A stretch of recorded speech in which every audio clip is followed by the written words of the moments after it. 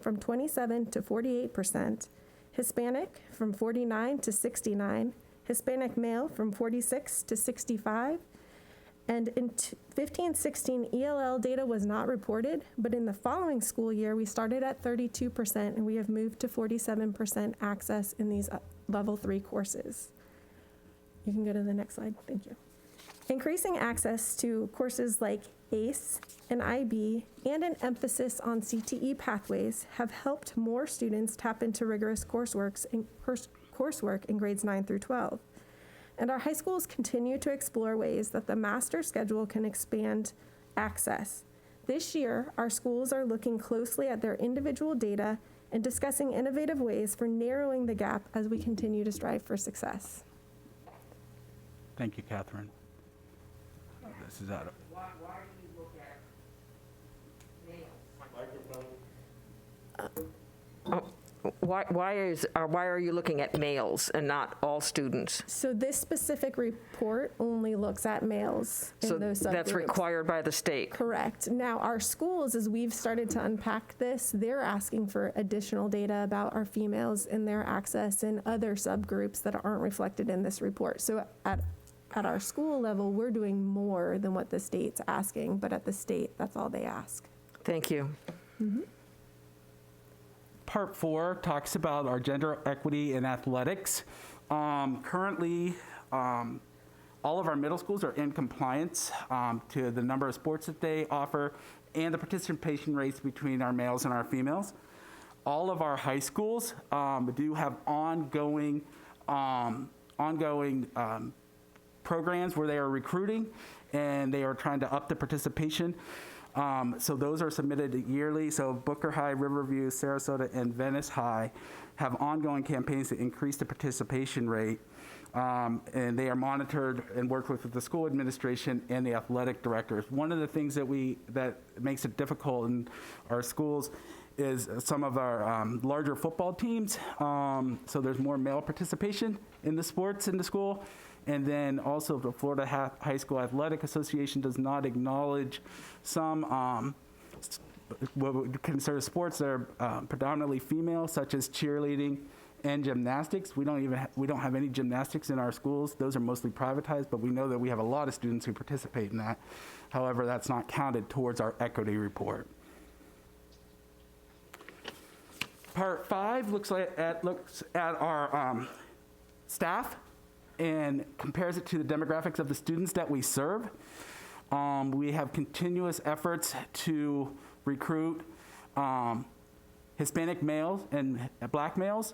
According to our data, we have underrepresentation in those two areas.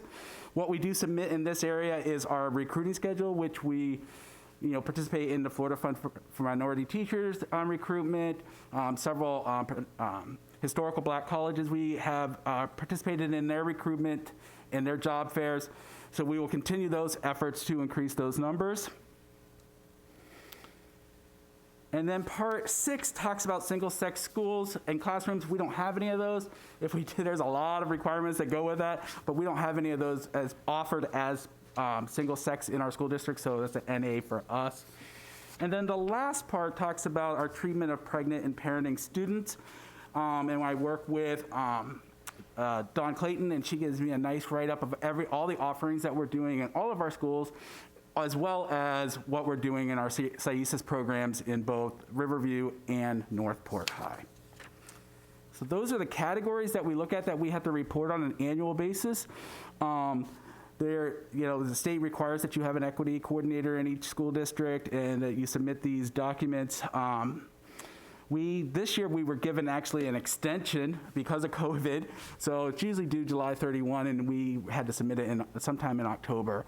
We did submit the 2 different areas that I talked about that they wanted us to look into a little bit with the CTE programs, and showing that on the websites, as well as some of Catherine's stuff, and we have not received anything back saying that wasn't acceptable, so we're assuming that everything this year is good to go as well. Any questions? I want to thank you and the superintendent. I've been on the board since 2006, and this is the first time I've seen this report. And I need to digest more of it. And I know that if, other board members have more questions that they want, they can either discuss it with the superintendent or further issues. But this is just a report that we give out, and it's just like we said, it's not even a complete overview of what we do because it's what the state is asking for when we're looking at these. But I was piqued when I saw that the state must allow for single-sex classrooms. And I bring that up because the Visible Men's Academy in Bradenton, and they had applied here in Sarasota. Mm-hmm. So a single sex is allowed, but you've got to jump through several hoops to make sure that it's in this equitable. chapter, that is correct. So we get a technical assistance manual that comes about that thick for all of these certain areas, which it really spells out what exactly they're looking for. So for that section, it is a pretty huge section of things that you have to do if you utilize single-sex classrooms or single-sex schools. Thank you. Mr. Edwards? Thank you for the report. It was eye-opening. Are the data that we're not required to report are we capturing, do we have that available for board members to review? As it relates to Well, for example, as Mrs. Brown pointed out about we're identifying males but not females for the report, do we have that data? We do. Okay. And also for sports like cheerleading and whatnot that it doesn't cover, do we have all of that data that board members can review? We know how many students participate in cheerleading because it's a school-sponsored activity. However, I would have to probably do some public records requests for our local gymnastics organizations to find out how many of our students are participating in those programs. We do know about cheerleading, though. Okay. Whatever you have to review, I'd be just interested in looking at a bigger picture as well. Okay, great. Thank you. Mr. Asplin, or Dr. Asplin? Yes, thank you, Madam Chair, and thank you, board members. Again, we just wanted to highlight this today, and we'll come back to it. The other thing I wanted you to know is with our new equity and innovation position that we just filled, this equity report is going to fall under that person who will then work with HR very closely and the other departments across the board to gather this information as we move forward. But that'll be part of the position as well. As you can see, it does fall into that equity position very well. Just wanted you to be aware of that as well. Seeing no other questions or comments, we'll move on to the next item. Electric buses. All right, our next item, thank you to you both, by the way. Appreciate that. Our next item is electric buses, and Mr. Dumas and Mr. Harris are here to inform us of this topic. So thank you, Dr. Asplin. We certainly appreciate the opportunity to talk to you a little bit about greening operations. Dr. Asplin and I and staff had a little conversation about as we go into kind of the strategic planning process, one of the things that I don't think has been included in the past, but certainly we would like to weave throughout the district is just a general goal on sustainability. And we'd like to see that permeate all actions in the school district, no matter what we're doing, have that in the back of our mind. This I'm excited to present that Jason has kind of taken the lead on is really leading us in that direction. We've been talking about it for a few years, and we think it's time to dip our toe in the water, and that's partnering with FPL and the state to talk about electric buses on our roads, busing our students. So with that, Mr. Harris, let me turn it over to you to have that conversation. All right. Thank you, Jody. Good afternoon. So I'm honored to present Sarasota's application for electric school buses.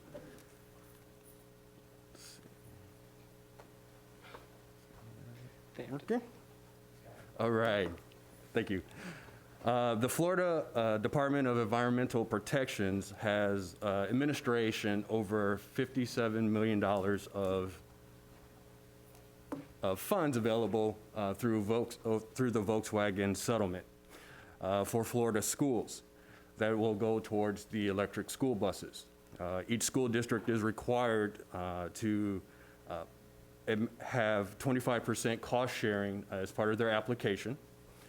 For Sarasota, that means that we have the replacement diesel school buses are 2009 or older. And out of our fleet of 320, 74 of those school buses qualify for the grant. As part of the grant, we went ahead and we applied for 12 of those school buses to be electric. As Jody, Mr. Dumas explained, we did partner with Florida Power and Light, FPL. Our partnership will help with the infrastructure of the 12 charging stations that we will need for these 12 electric school buses. And just some of the data that we submitted as part of our application, the electric school bus cost is approximately $360,000 compared to a diesel school bus, which is $110,000. The charging stations cost approximately $17,000 a piece, with a charging time of 3 hours. So a school bus route can be operated in the AM. They could charge during their layover and then be operational for the afternoon. The average maintenance for a school bus is roughly $300 a year annually. That is for filters, brakes, just common wear and tear on an electric school bus. The range, it can range anywhere from 100 miles to 135 miles. A lot of that depends on the conditions in which the school bus is being operated. If the air conditioner is running full blast, it's going to reduce a little bit of the operational mileage that you'll see out of the electric school buses. And overall, it has zero emissions. So I'm honored to say that I did talk to the Department of Environmental Protection, and they are going to award us 100% of our grant. So we're excited about that. We're just waiting on the official acceptance letter, and then upon approval from the board, we will move forward with the purchase of electric school buses. So in terms of moving ahead with this type of technology, certainly it's one of the things we've been looking at for the last few years. But like anything else, we don't always want to lead. We want to make sure we make great decisions. You know, one of the conversations Jason and I had is, okay, if they help us with the capital outlay cost on this, what does maintenance year 2, 3, 4, 5, year 10 look like? We don't want that to be, you know, astronomical. So we're spending, you know, capital money up front and then spending operational money as we go, depending on what that maintenance looks like. So those are some of the considerations that we had discussions about. And again, Jason really picked the number of 12 school buses, and I think it's the right number to start us in this direction, and then we'll kind of see what our experience is. And again, but an exciting time to be part of the transportation department as we move into the electric bus arena. So with that, I'll open it up to any questions that you may have. Well, I'd like to thank you for dipping your toe in the water. The cost difference is amazing. You know, that it's, 3 times as much. I would hope that in the future, you know, those costs will come down, because we're looking at like Ford just going all electric before, I think just within 10 years. So I would like to see, I would think those costs would go down, and I hope that, you know, next year when you're looking at more buses, you look, because hopefully there'll still be some money left from this grant that we can apply for, unless someone goes and takes it all. But you've shown us that electric school bus maintenance is about $300, and I would imagine that's per year. I would like to see a comparison over, you know, the life of these buses. I mean, if you can compare the average cost of the diesel buses versus the average cost of the electric buses, so that we can compare it. I mean, we can hear what they might be, but let's see what they actually are, and not just that it's going to cost $300, because, I mean, I would imagine a diesel engine costs perhaps even more than that. I don't know. So one of the things that Jason and his team do is they track all maintenance costs in the system, at transportation, through a work order system.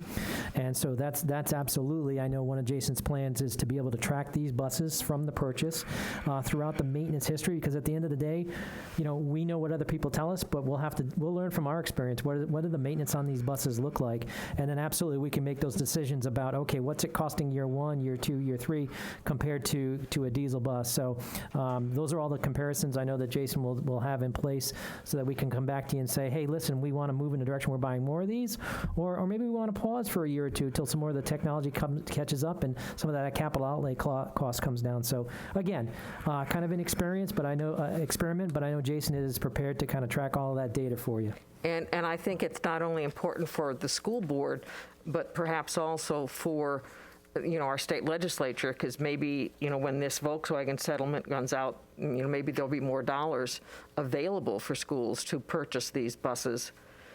And let's hope they come down in cost, because I'll definitely be following this throughout the years. Well, I guess for the next 2 years. But I really appreciate you picking this up and running with it. I know we've had a lot of concerns from the community. Why aren't we using electric buses? And you told me last year that there hadn't even been any electric buses approved by the state for use in schools. So that's it. Jason and I have been talking about this a little bit, and so that's one of the things that we need to wait on is to make sure that buses that are electric are approved for sale in the state of Florida, because he has a tight spec he has to get work within from the state that he buys from every year, and so they have to be approved to be able to be utilized in our state. But here we are a year later, and we've got that approval and are able to make that purchase. So, and I'm sure those costs will come down. The reason we're bringing this up at the workshop, and it's going to be on our consent agenda today, is there's a time certain that we need to do this. So we are kind of breaking with our rules and hearing it at a workshop and voting on it at the meeting later today. Yes, you're voting on the approval of a grant application to the state of Florida, correct? Okay, Ms. Goodwin? Well, Jason, I just want to say thank you for your leadership. I feel really good about where we are in our transportation department with your leadership. And I think this is one of the innovative examples of that. I, this year, bought a hybrid car. It's not totally battery operated, but it's partially, and man, do I get great gas mileage. And it's quiet. And I really looked for those kinds of things. Mrs. Brown has had a hybrid for some time. And I know others have, but I think it is the way of the future, and I think the sooner we look at and evaluate some of these options as we go down the road, I think more and more opportunities, cheaper costs, and so forth will be coming down the pike. So thank you, Jason. It's always good to see you. Thank you. And appreciate all you're doing. Thank you. That's something Jane brought up. Another point is these buses are quiet. Yes. Soundless, and people walking nearby cannot hear them. So that is something we need to make sure that our bus drivers know they need to pay special attention, because while it's quiet, makes it easier for some people, that noise from those buses also is a warning sign for others. So I don't think they'd want to add a noise to the bus. But that's something that we have to keep. But well, I would imagine with the electric buses and all the things they have now, I'm sure they're going to be putting more safety things in the buses, just like they're doing in the cars. Absolutely. That'll be great. I can't wait to see them and maybe ride on one day. All right. Thank you. Ms. Brown, if I may, while I have the opportunity, Ms. Goodwin alluded to the work that Mr. Harris is doing out of transportation, and I'd be remiss if I did not talk about the job that transportation has done this year. Day in and day out, 25, 30, 35 drivers down, still running a very good on-time report to schools. I cannot say enough about the leadership that Mr. Harris has provided along with his team on buses every day. So Jason has done a phenomenal job this year getting us through the COVID shortage of employees. So thank you, Jason. Thank you. For our new board members, the beginning of the school year often is a bunch of frantic calls and emails complaining about the buses. I'm not sure I had any. I didn't get any year. this year. No. So thank you very much. Board members, one other thing too, and to add what Jody was saying, with Mr. Harris, on a daily basis, as we have students coming back face to face, and those students are placed in classes in schools, and they will call the transportation department to make sure that the transportation is set up and the bus stop is set up. on a daily basis, they are making changes, adjustments, trying to help families in every way possible to get those students in school as quickly as they possibly can and safely as they can. And he has done an amazing job with that. So thank you, Jason.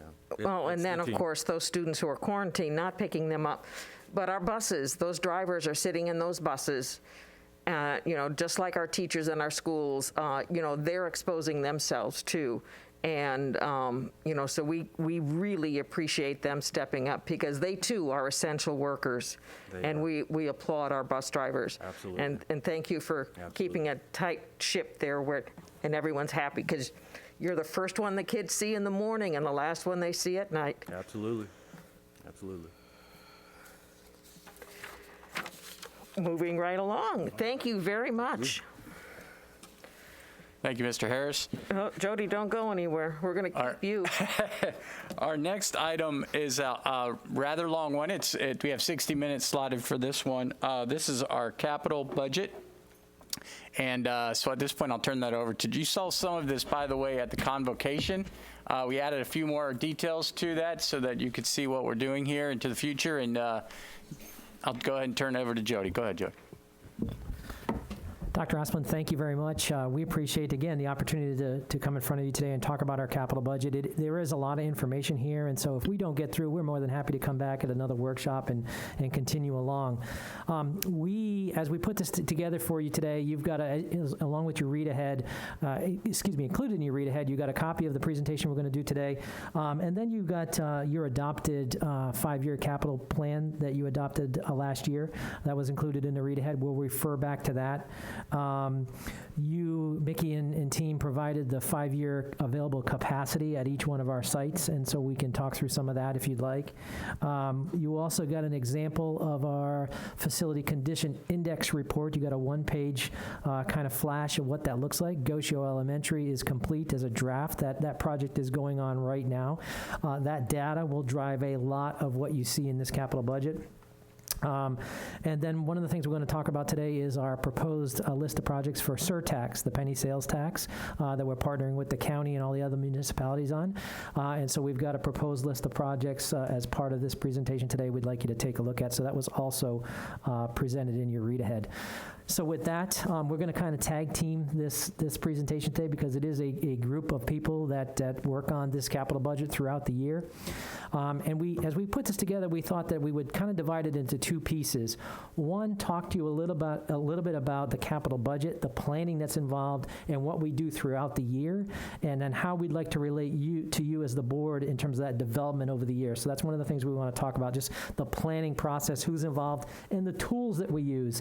Because one of the things we strive to do is create a budget that's based on objective analysis, data, and not subjective, throwing projects at a wall and think we need to do this. We would like to see this 5-year plan.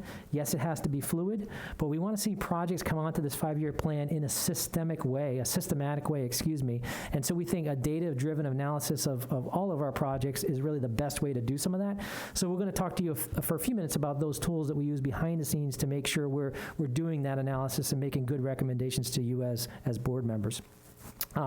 So with that, we'll kick off our planning conversation, capital budget conversation. What I wanted you to understand, too, is that this is not done in a vacuum. There is a group of individuals that sit on our capital projects team, and this group is responsible for everything capital budget in the district. We do a lot of things like interact with principals, talk about projects. We evaluate all projects coming through, what the priorities need to be. And again, this is a team approach to our capital budget. This team meets typically twice a month, and we are constantly evaluating, looking at where we are, what we need to be doing, and what that 5-year plan needs to look like. And as things come onto that 5-year plan, we are constantly looking at those projects, updating budgets to make sure we're in the right place with your capital plan. Well, you're talking about your team. Don't you have a new team leader down there in construction? So sure, absolutely. We can That was talk the about next that. thing? Yes, we're very excited. So Paul Pitcher's here today. So Paul has been our awesome director of construction for the last year or so, and he's done a great job of filling in. And even though he looks like he's about 35, he's going to retire on us here in a few days. So we were able to advertise that position, and we had a high quality set of individuals that we were able to interview, and we got very lucky. We are hiring a lady by the name of Jane Drager. She is the director of construction from Manatee County Schools, has been for the past 20 years. She's been in construction her entire life. She's a Florida licensed general contractor, and we are super excited. Not only does she have the skill set, but she is just an awesome leader and going to be a great part of our team. So we're excited to get her. Thank you. Oh, I'm sorry. Ms. Goodwin? Well, while we're talking about Paul, I just have to say, I hate it that you're leaving. When you ran various projects for us, they were always done with exceptional degree of efficiency. Your management was always exceptional, and I was so thrilled when you went into this job, but little did I know you wouldn't be here for a longer period. I know that Jane is great. She's got a great name, and she went to the University of Florida, so I know she's going to be great. Nothing about Jane, but I'm certainly going to miss you, Paul. Thank you. And thank you for your service, because it's been a wonderful ride, and you've done great things. I guess you're going off to do something really great, because as young as you are, you're certainly not retiring, but I wish you all the best. I'm planning on retiring for a while. But thank you. So that capital planning team is made up of a diverse group of individuals, and so you can see the list here before you, and you've got it, and you've had it in your presentation. But again, it's a lot of people around the district, because we're looking for a diverse set of viewpoints on this capital planning team to make sure we're doing the right things for kids, and that's what it's all about. So, go ahead, Vicki. Check your red button. Red? There you go. There we go. I also want to say that part of that process was started years ago, and we formulated this capital projects team so that each department wasn't doing a project in a vacuum, not knowing what else was going on across the district. So we've been able to save money over the years with this process, coordinating projects together. Yeah, one of the things we talk about a lot of times is project bundling, right? So if we're going to go to a school and we know we have several things we need to do, we want to do it all at one time. So we less disturbance to the school, we can maximize the efficiency of the project, and so we try to do that, and that takes that coordination, communication with everybody on that team. So the next slide I'd like to talk you through is just kind of our capital planning process. So this is something that, even though we only may come to the board a few times a year, there is a lot going on behind the scenes. And so just briefly, I'd like to take you through some of the things that are going on during different periods of the year. Kind of really the start and the finish of the capital planning process is that August, September, October timeframe. Really, that's where you're finalizing your capital plan for the current year, but it's where we are also starting on planning for the following year. So that's the time frame when you're going to approve, annually, you're going to finally approve your CIP, your capital improvements plan, your 5-year plan. Behind the scenes, we are reviewing projects that were coming out of the summer. And so we're reviewing projects that we got done. Where are we not done? How do we get that done with students coming back to school? We are reviewing our small projects budget to see what's left in there that we can possibly spend with some additional small projects.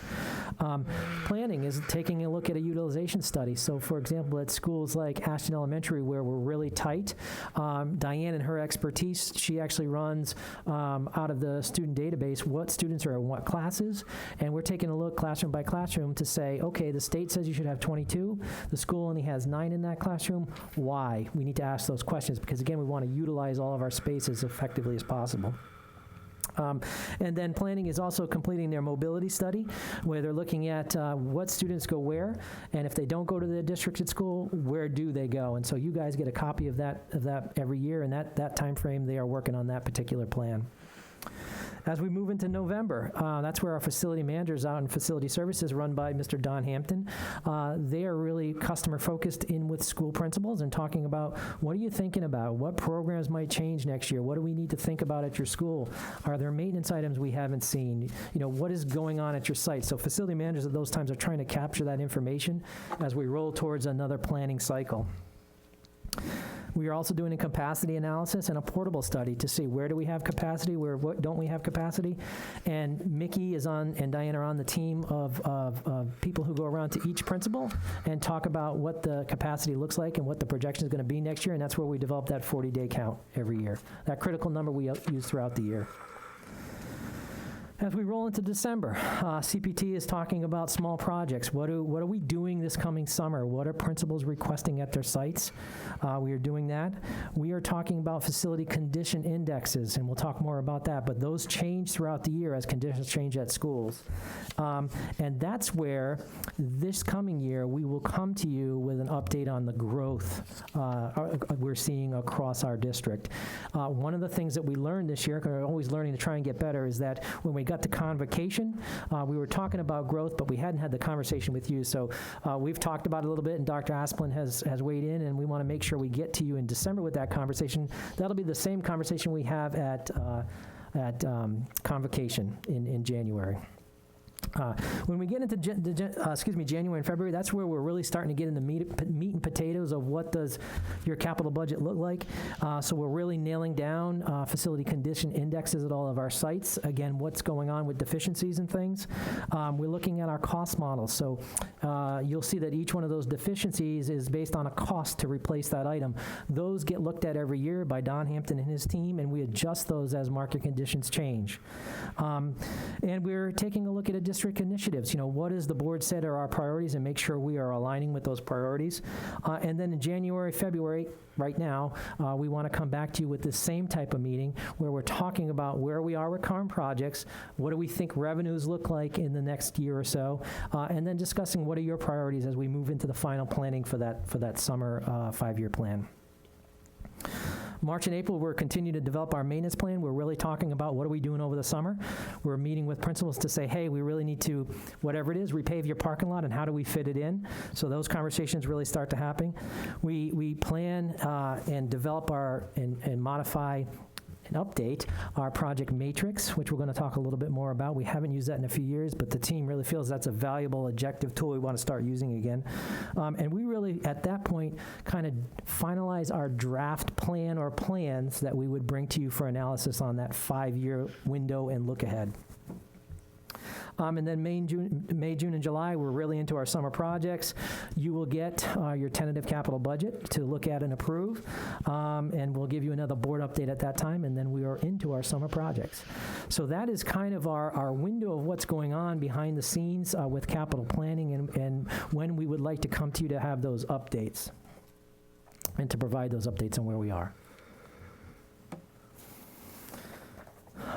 So in terms of our capital budget, we've always kind of thought about it as, to simplify it for me, 3 ways we spend money in our capital budget. And those are large projects, maintenance projects, and small projects. And that's what you see in this graph here before you. And we're going to walk down, these are columns to me, so we're going to walk down each one of these columns and let you know what goes into planning and driving the budget that you approve that is objective to get us to where we need to be.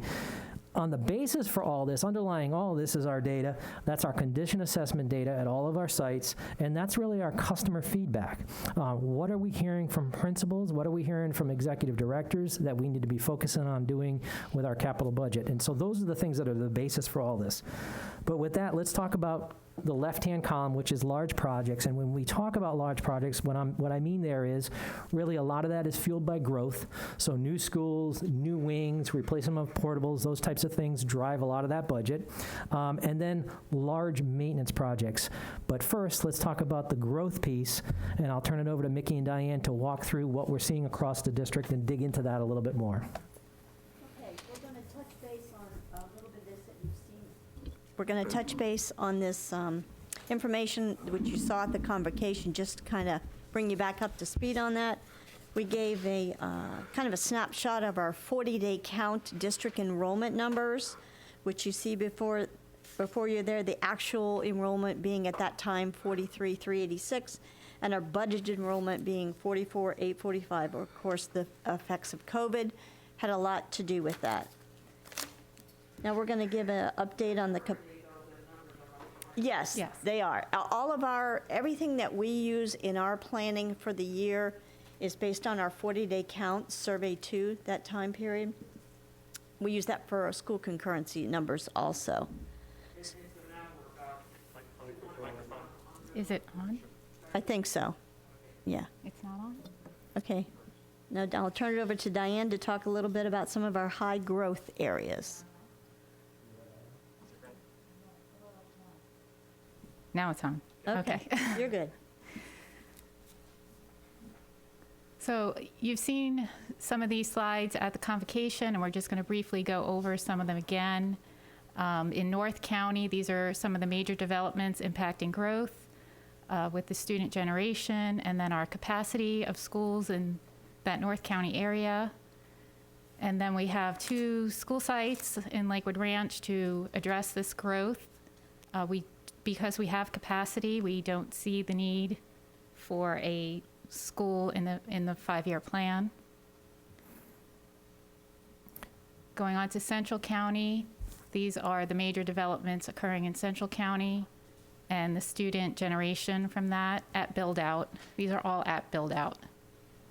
And then our capacity at our Central County schools. And then our school site that we own along Lorraine Road. This school is already scheduled and budgeted in the 5-year plan. And if you remember, board members, that was approved last year as part of your 5-year plan. That was approved through COPS borrowing to construct that school. And we have not started on that yet because, again, enrollment with COVID, we wanted to make sure we time it correctly. So we are kind of waiting for a 40-day count again this coming year. But we have the money available to pull the trigger when we need to, and we'll start design on that if those numbers continue to move in the direction we think they're going to move in. So that school is funded and ready to go in your 5-year plan, and we'll start construction as soon as we need to. Ms. Goodwin? Speaking of charter schools, we didn't have any applications for charter schools this cycle, but I understand that Manatee County has a number of them, and a couple that are likely to go into Lakewood Ranch, so I need to validate that. I don't have the validation, but it's for-profit charters, big for-profits from South Florida. So we need to look into that because that could certainly impact us on those schools. Mm-hmm. You said none for Sarasota County, though? And I'd like to add in the Central County area, High Hat Ranch just got approved at the Planning Commission at their 30,000-foot level for their project. We negotiated with them ahead of time for them to have a high school site and a K-8 site called out on their approved site plan. That'll go to the County Commission probably in the next few months. So looking out 25, 30 years, we'll have those 2 sites available out there. We'll have to purchase them, but at least they'll be called out on the site plan. They'll have the comprehensive land use designation that's needed to put the high school there, or the K-8. So Will they be designated as school sites? Yes. So that when we cost them out, they'll be at school sites? They should be. Well, that's always, we'll deal with that when we get there. That's always an argument, right? But I think the big message is in Central County, we feel comfortable. We've got the sites. We've got the school funded. We're going to need it here in the near future. So we feel really good in that 5-year window. We're in good shape. We moved along to South County, where we have, of course, Wellham Park, formerly West Villages, Winchester Ranch, Palmer Ranch. A lot's happening out there. So we're looking at possibly 6,500 plus or minus students generated from that project, those projects based on our current student generation rate. And just a reminder, our impact fee study is ongoing now, where we'll probably get a new student generation rate from that.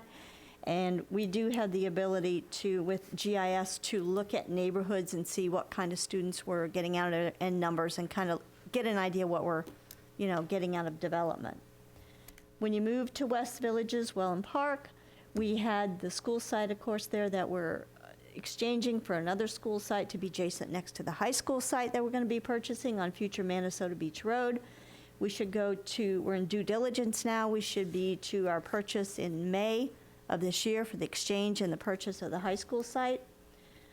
We've done an analysis, Diane did, through GIS of the number of students we have in that area already, and in some of the surrounding projects like Grand Palm and Sarasota National. So we have about 667 students in that area currently now.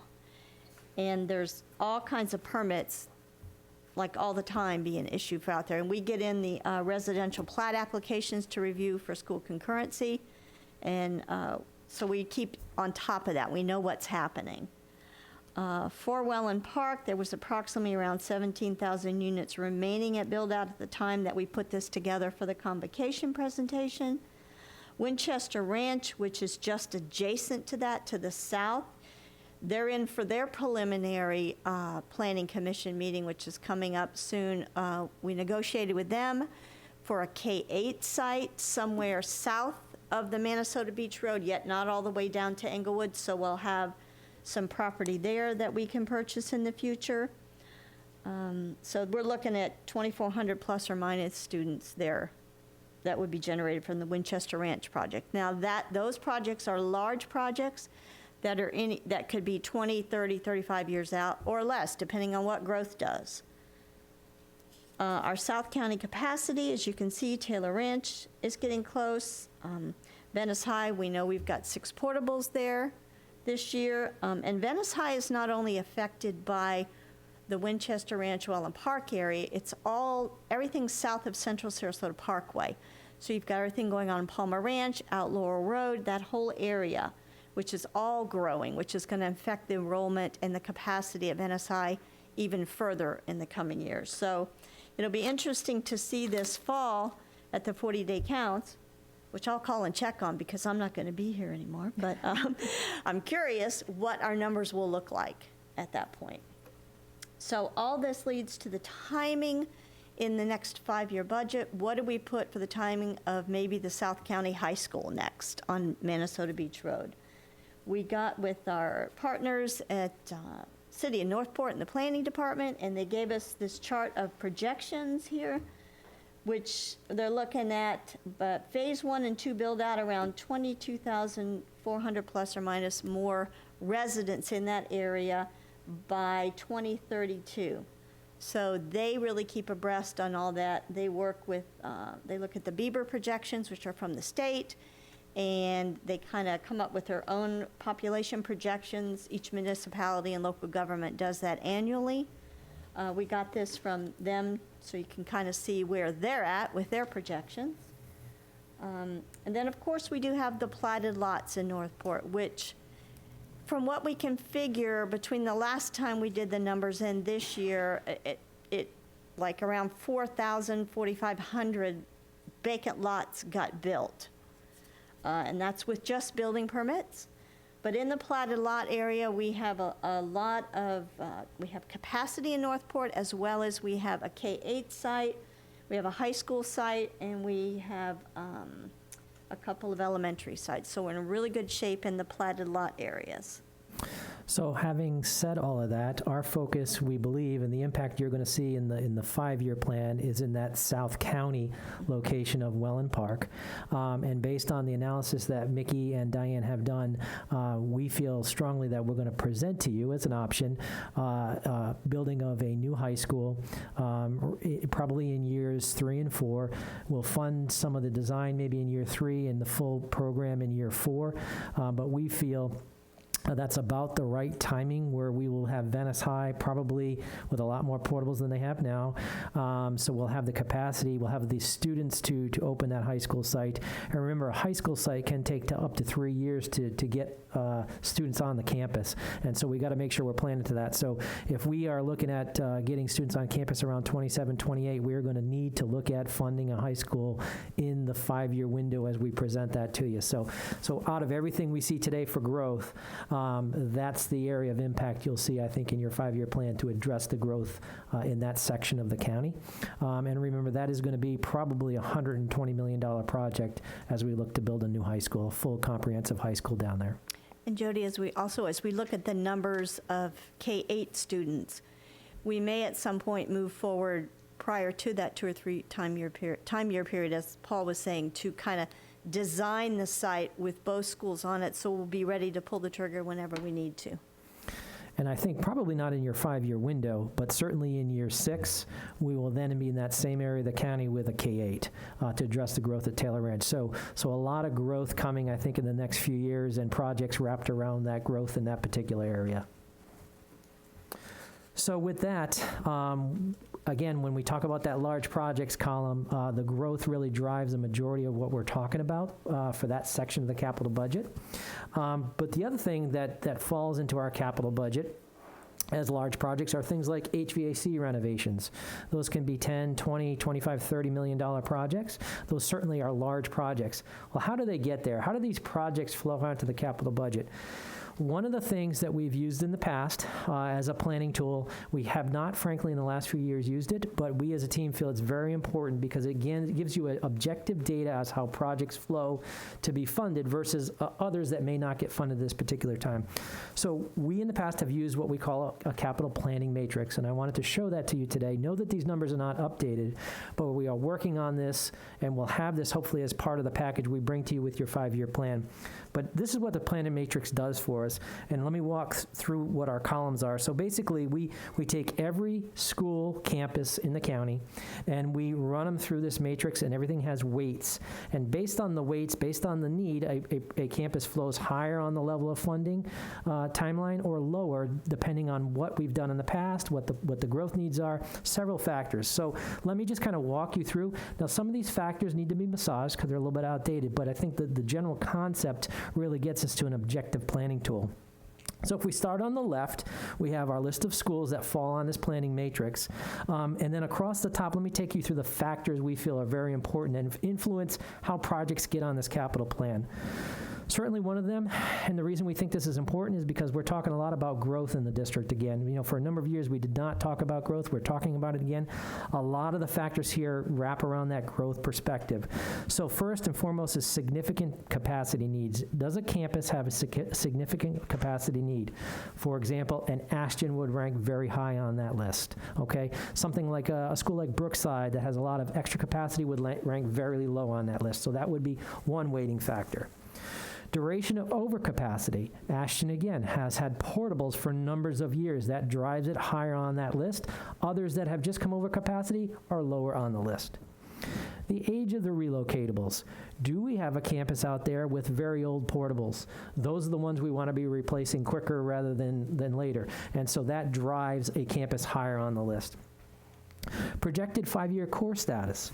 If we look at a school like Venice High School, what is the population compared to the core? And as that population, that student population exceeds the core in the next 5 years, that drives a campus higher on the list of we need to put some funding there to address growth. Cost of maintenance projects pending, and this is where you're going to start to see that condition assessment, how important that is. Where we have schools that have large maintenance projects pending, for example, HVAC system that may be outside its life cycle, that number drives it higher on the list. We need to fund that quicker than a school that doesn't have that. The cost of utilities. Where we have a very inefficient school, that means we have old equipment, and where we have old equipment, we're paying operating money where we maybe don't need to do that. So if we have a school that's consuming a lot of power, that gets rated high on here and kind of drives that campus to the top of the list. A good example of that right now where you've already approved some funding is Northport High with their HVAC renovation. Northport High typically year to year is our highest consumer of electricity. A lot of that starts getting driven by the age of the equipment at that facility. A factor that drives it the opposite way is our next line there, which is past 5 years capital investment. What this is, it drives it the opposite direction. So if we've just gone to a campus and spent $2 or $3 million to do some equipment upgrades, it drives that campus in the opposite direction. So a school that hasn't had any capital investment ranks higher. A school that we've spent money at recently ranks lower. So that pushes in the opposite direction. Our facility condition assessment is key to all of this. as we develop this and you see this come to fruition with our current assessment that's going on, the higher the number, the more deficiencies on that campus. So a campus like Agostio, where we provided some of the read-ahead, you're going to see a lot of deficiency costs there because of age of equipment. Those campuses should get funded first on our capital improvement plan versus those that are newer and have lower condition indexes. And then one of the things we need to work with Chief Enos on is what does the safety and security piece of this look like? Back when we were doing this, it was based on a SEPTED analysis, and we had a lot of deficiencies at all of our schools. We've made significant improvement in our security planning and funding at all of our school sites, and so this is one of the columns we're going to have to work with Tim Enos on in terms of what does that look like. But we'd like to bring to you this year an updated capital planning matrix ranking our projects. So as you see your 5-year plan come to you, you see a project that we're presenting in that 5-year plan, it should link to what you're seeing in your planning matrix because the data is driving it in a direction that should be funded before other projects that are coming into our view. And so again, trying to objectively plan our capital budget versus have things drop from the sky with no basis for them getting on the capital budget. So we want to be very systematic about how we do this. Jody, I'd like to just touch on portables for a moment since you mentioned them. I know when I came to the district, we had around 500 portables in our inventory, and we've done a really good job all these years of whittling that down and getting rid of the old wooden portables. We're down to about 150 metal portables. Of that, 12 of them are leased at various points throughout the district. When Pineview, when that project is finished, and Gosio, the metal portables that are there will have to move to various places throughout the district that we may have a need for some temporary capacity, possibly. So that fits into a scenario also. So we're moving through our matrix here, and we're in kind of the center section, which are maintenance projects, which is a big portion of your capital budget. How do projects get on the maintenance area? Basically, Facility Services does a zero-based budgeting every year with a 5-year capital plan, and those projects are based, as you would guess, on our facility condition index at all of our sites.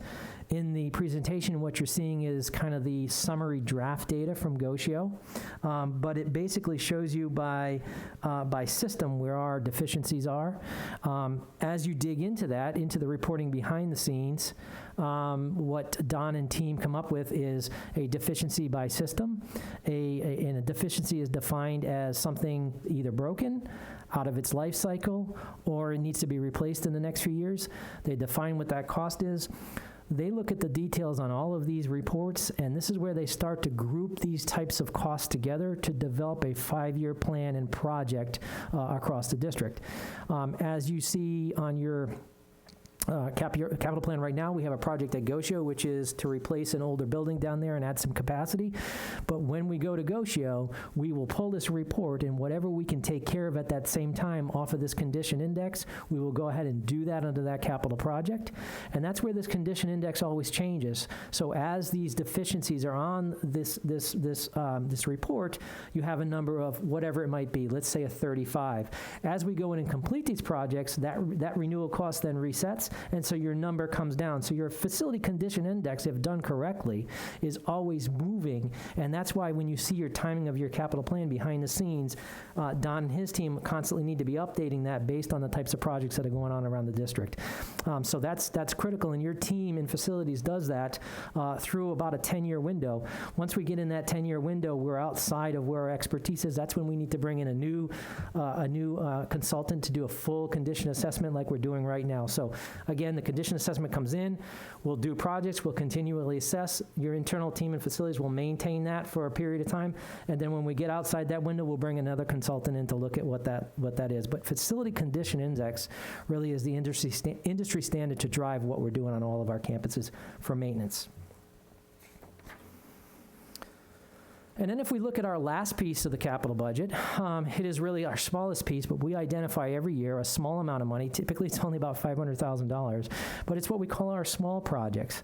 And these are projects where we really talk to all of our principals across the district, our costs and heads, and say, hey, what do you need to do? Are you adding a new program? Is there something you need on campus? What can we do for you? Those come in, flow through our capital projects team. We work very closely with Chris Renoff and Steve Cantis, Ron DePillo, all of our executive directors to establish priorities. And they flow into our system.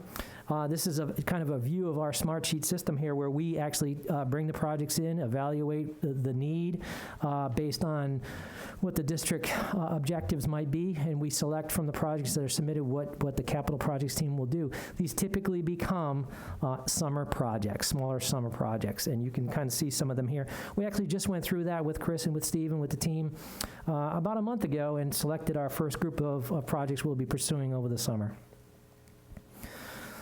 So with that, I don't see Sheena. Could you text Sheena and give her a call and see if she's coming? So with that, that's kind of where we spend our capital budget dollars in our capital budget every year. So are there any questions at this point? What we wanted to talk about here was really our revenue summary, and Sheena was going to do that, and I'm not sure if she's here yet or not, but maybe we'll postpone that, come back to her when she gets here. We just wanted to talk about what is she seeing in the 5-year projections for revenue based on what you've seen in the past. So we're talking about that in terms of planning. And then the other thing we wanted to talk about here, and we presented to you in one of the pieces of read ahead, is our project summary for our surtax, our sales tax that we're partnering with the county on, all the municipalities. You had that in your read ahead that we propose as a first draft of funding for projects that we would send to the county for approval. And so wanted to get into some conversation if you had any questions about that projects list. So with that, until Sheena gets here, are there any questions on that surtax list that we provided? On the information that you've already given me, comment point of reference. Deborah, I want to thank you for being open to me when Well, never mind. Jody, I want to thank you for, and I know you've got your hands full, and I almost feel guilty sometimes sending you these informations, or when we have people from the community saying we need to do things more to be more energy efficient and this and that. The electric buses was one. And another issue, the League of Women Voters had, Mark, was it Claflin from Osceola, has an approach to saving energy in schools. It's called High Performance Schools, similar to LEAD programs, but the cost is so much less, and the return on investment is more. And hopefully that we can share that information with the board, where they've got a way of designing the buildings and building them so that they're not leaking air, and that they're more efficient when they build them. But it's something that we need to get a commitment from, although I don't know that you need a vote of the board for it, but I know you will do the best. But I think it might be helpful for the rest of the board to hear from the Director of Facilities in Osceola sometime. Yeah, definitely. And so one of the presentations we listened to recently is that gentleman talking about high performance buildings. And, a lot of the things that they mentioned in their presentation are things that we do, but there are certain things that they do that we do not. And so we need to, as Ms. Dreger gets on as Director of Construction, that's certainly one of the things is we'll have her make that contact and get them down and talk a little bit about, what are some things we could do additionally to drive us in that direction of a high performance school. So, and great opportunity, right? Because we're talking about that K-8, so it's a great opportunity to explore that right now as we move closer to kind of letting that contract. So, thank you, Ms. Goodwin. Well, having been on the U.S. Green Building Council board for a while, I remember when we built a school in Northport, and it's silver certified, LEED silver certified, correct? Mm-hmm. Correct. And it was a really costly project to any LEED certification was always much more costly than the other green building certifications that were out there, but I do think the costs have come down quite a bit, and I think Osceola is very, very proud of what they're doing, and it certainly is emeritus if we are looking at futures, if we try to design some of our buildings with those same things involved. Yeah, absolutely. We currently move Green Globes, Paul? Come on up, Paul, why don't you? We're getting into that construction piece. Come on up. So, yeah, typically we certify under Green Globes because you have to certify something green. Yes. Green Globes is a little cheaper for us. A lot cheaper. So Paul can talk more about that. But yeah, as we move into, green globes is a lot of talking about the systems that go into the school and things of that nature, whereas high performance buildings talk more about setting the contractor up to hit certain performance criteria, which currently we don't do in terms of energy efficiency. And those are the things we'll be exploring as we move forward. Gosh, we've looked at energy efficiency for such a long time in facilities. I mean, we've really, I think, done a yeoman's job on that for many years with your leadership in facilities. Well, I appreciate that, but it's a team approach, absolutely. So I don't know if Sheena's come here yet. So we'll skip the revenue projections for now. And what I'll do is, Paul, if you want to, the next piece of this is we want to kind of give you an update of where we are with current projects, things that are funded in your plan right now. And so Paul is going to give me a little bit of hand with that. So with that, we've got a list up here for you.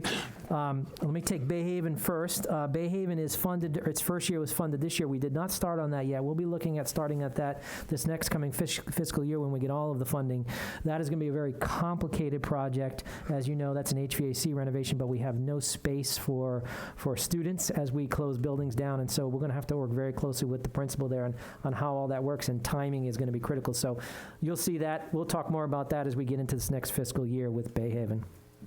The next one on the list is Booker High VPA. Paul, you want to talk a little bit of where we are with planning on that one? Yes, sir. We just this week, they went through a DD, design development review, on the entire project. So that's moving forward. Obviously, when we get to DD, we don't necessarily stop. We got input from, I know I was down at security yesterday, and I know security was involved. I know facilities was involved.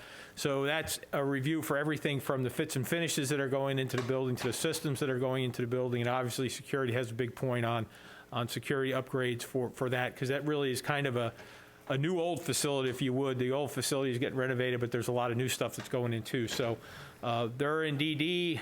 They'll be pushing towards 60% construction drawings. They are doing a very good job of keeping the architect on budget.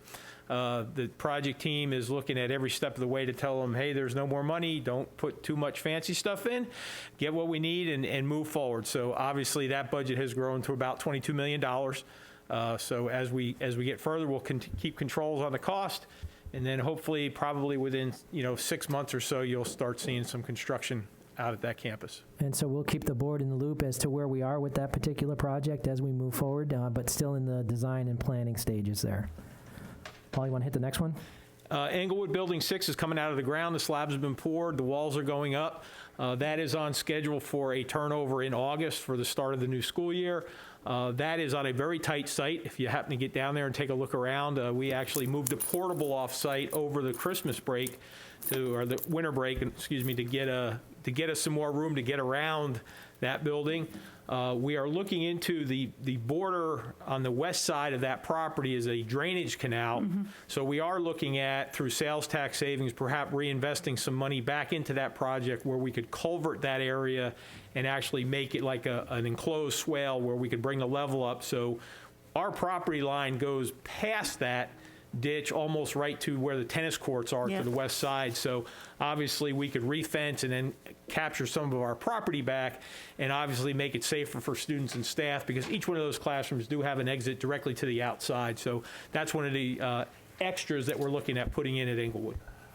The next one on the list is Fruitville Building 5. It's a maintenance refresh. That's one of the changes that we're going to talk about here quickly. Is that was planned for this summer. That technically during a regular summer we can get a project like that done. We have a shortened summer this year. There's no possibility of us getting that done before students come back, and so that's one we've worked with budget to try and say we'll do that next summer when we've got the time to do it. And instead, what we'd like to do is we're going to roll Garden Elementary, the front entry enhancements. We'd like to roll that project into this year. So just flip-flop them. That one we can get a majority of it done, but then we can stage throughout the year what we do there. So Garden's much more doable right now, and so we've worked with finance, and they've okayed it. As long as you guys are okay with it, we'll just flip-flop those two projects so that we can get one done, and then we'll save Fruitville for next summer when we've got the time to do it, so a year out. Paul, you want to talk a little bit about the Goshio Classroom Wing? Yeah, the Goshio Classroom Wing, one of the things we're doing there is trying to replace portables, and there's a number of older portables on that campus. Planning has gone through their space utilization. We've met with the school a number of times. Right now, what we're pushing for is we're waiting for the Castaldi to be done on, I believe it's Building 4, which is the building that kind of fronts Gosho Road. That building is an older concrete block building. Hoping with the addition of the condition assessment that was done, we'll have our ammunition to go in there and say, listen, it's better off if we take that building down. If we take that building down, then we'll incorporate what's in that classroom or in that building along with the portables and create a classroom wing, probably 2-story, that's kind of in the same place that maybe goes a little bit further to the east, kind of giving them a little bit more of a courtyard area. Part of that project right now is also, what's included is some refresh in Building 1. There's some asbestos-containing material that we'd like to get out of that building in the hallways. And like Jody mentioned earlier, anything else that runs out of that condition assessment, we would be looking at adding that into that project while we're there. That may include chiller replacement. We know there's a small chiller that provides AC to Building 4 right now. So we're looking at probably having to replace that for sure. So again, what we're looking at doing is trying to package that together. But the first step is to Castaldi to tell us if we can take that building down or not. And that, Paul, brings in a good point. So at Gosho Elementary, as we bring that 5-year plan back, based on what we're learning right now with condition assessment, based on what we learn with Castaldi report, the scope may change. And so when we bring that back to you, if scope changes, we'll have that conversation as part of that 5-year budget. Does everybody understand Castaldi? Castaldi's basically, it's a state process where, we have to keep a building for 50 years, and if we want to tear a building down, we have to get approval from the state. That process is called the Castaldi report.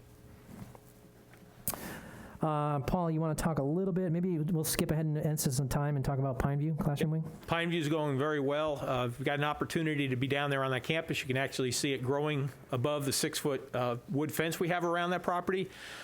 We are pouring the second floor topping on the south wing this week, and then we'll start going vertical on the second floor and get ready for our hollow core planks to put in the third floor. So the school's really excited. We had an opportunity to take a couple journalism students and a couple staff through last week, excuse me. They want to kind of follow the process as we go. The project team down there, we did a color selection meeting last week, and Dr. Covert was very, very excited about fits and finishes going in that building. So we are on target to turn that building over to the school in December of this year for the school start of January 2022. And finally, Don, talk a minute about where we are with condition assessment, because we've talked about how that drives a lot of, where are you with that process? Getting close to completion. We actually started that back in November, but we did a test pilot at Gosho School, and that's where the initial draft that you've seen earlier come from. But we are just a couple weeks out from the actual assessment where the group had gone out and walked through classrooms and stuff. Would you press your button to make sure the little red light's on? I'm sorry. Okay, there you go. Now I can hear. But yeah, we are very close to being complete. We should, by the end of March, the 1st of April, have that final report for the assessments. And so in the essence of time, we're going to skip a couple slides here, and I'm just going to leave you with a handout. And we'll skip to kind of the last couple of slides here where we really turn it over to you. As we move into our next phase, again, we didn't bring a 5-year plan here. We're just trying to say, what are the factors that are going on? What are we thinking about? This is our time to kind of listen to you and say, what are you guys thinking about? And based on our priorities, we'll develop that 5-year plan or maybe a couple scenarios we bring to you in the next couple months.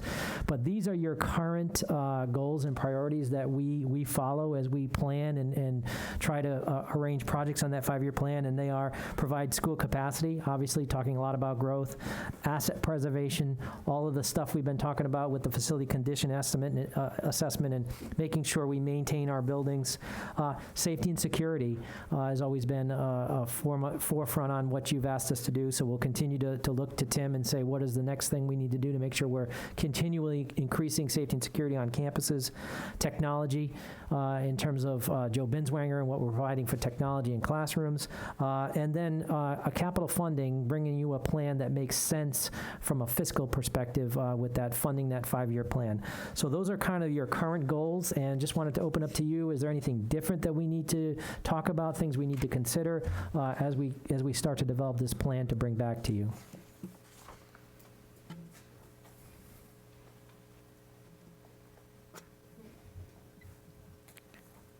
Tom? Well, thank you for the work.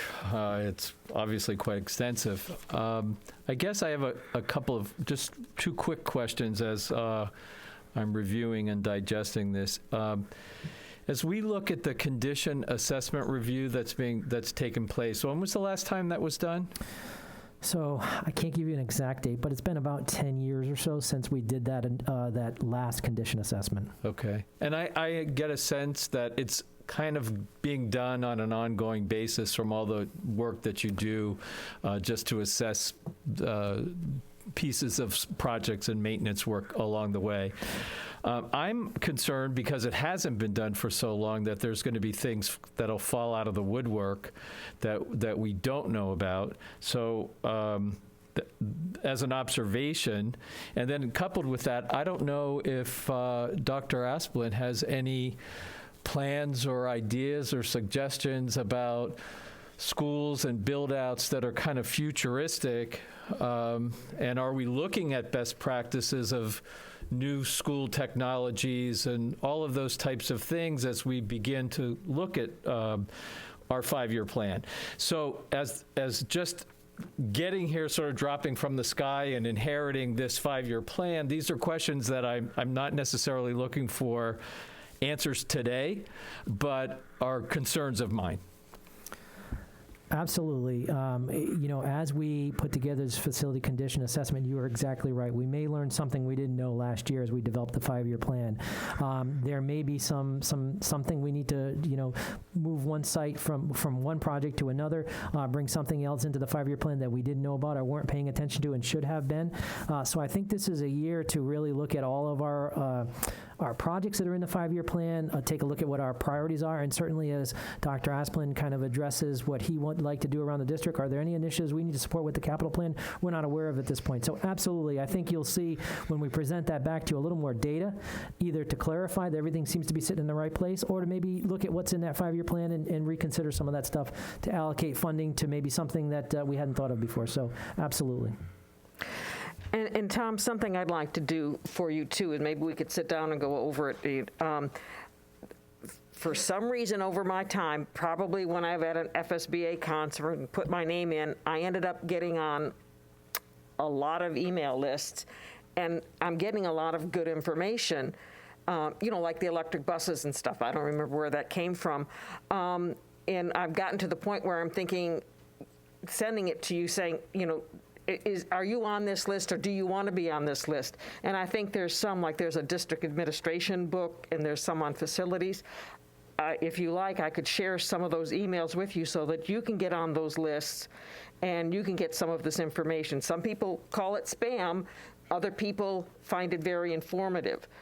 So I can go through some of those. I'll start forwarding some of them to you, and that you can probably click on and sign up for yourself, and that might help give you a broader understanding of it, if you would like. Sure, thank you. Anyone else? Jane?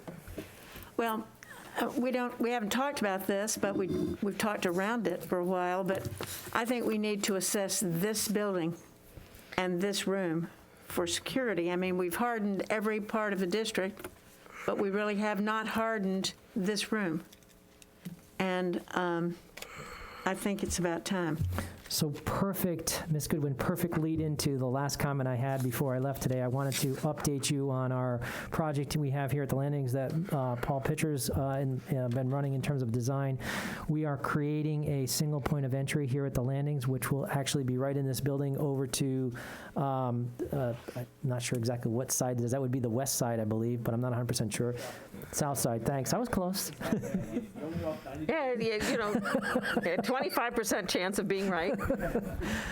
So that project is underway and being designed. As a piece of that, though, we will also be coming in, as we talked about bundling projects, doing what makes sense at one time. We'll be coming into the boardroom, and we're going to be doing a couple things technology-wise.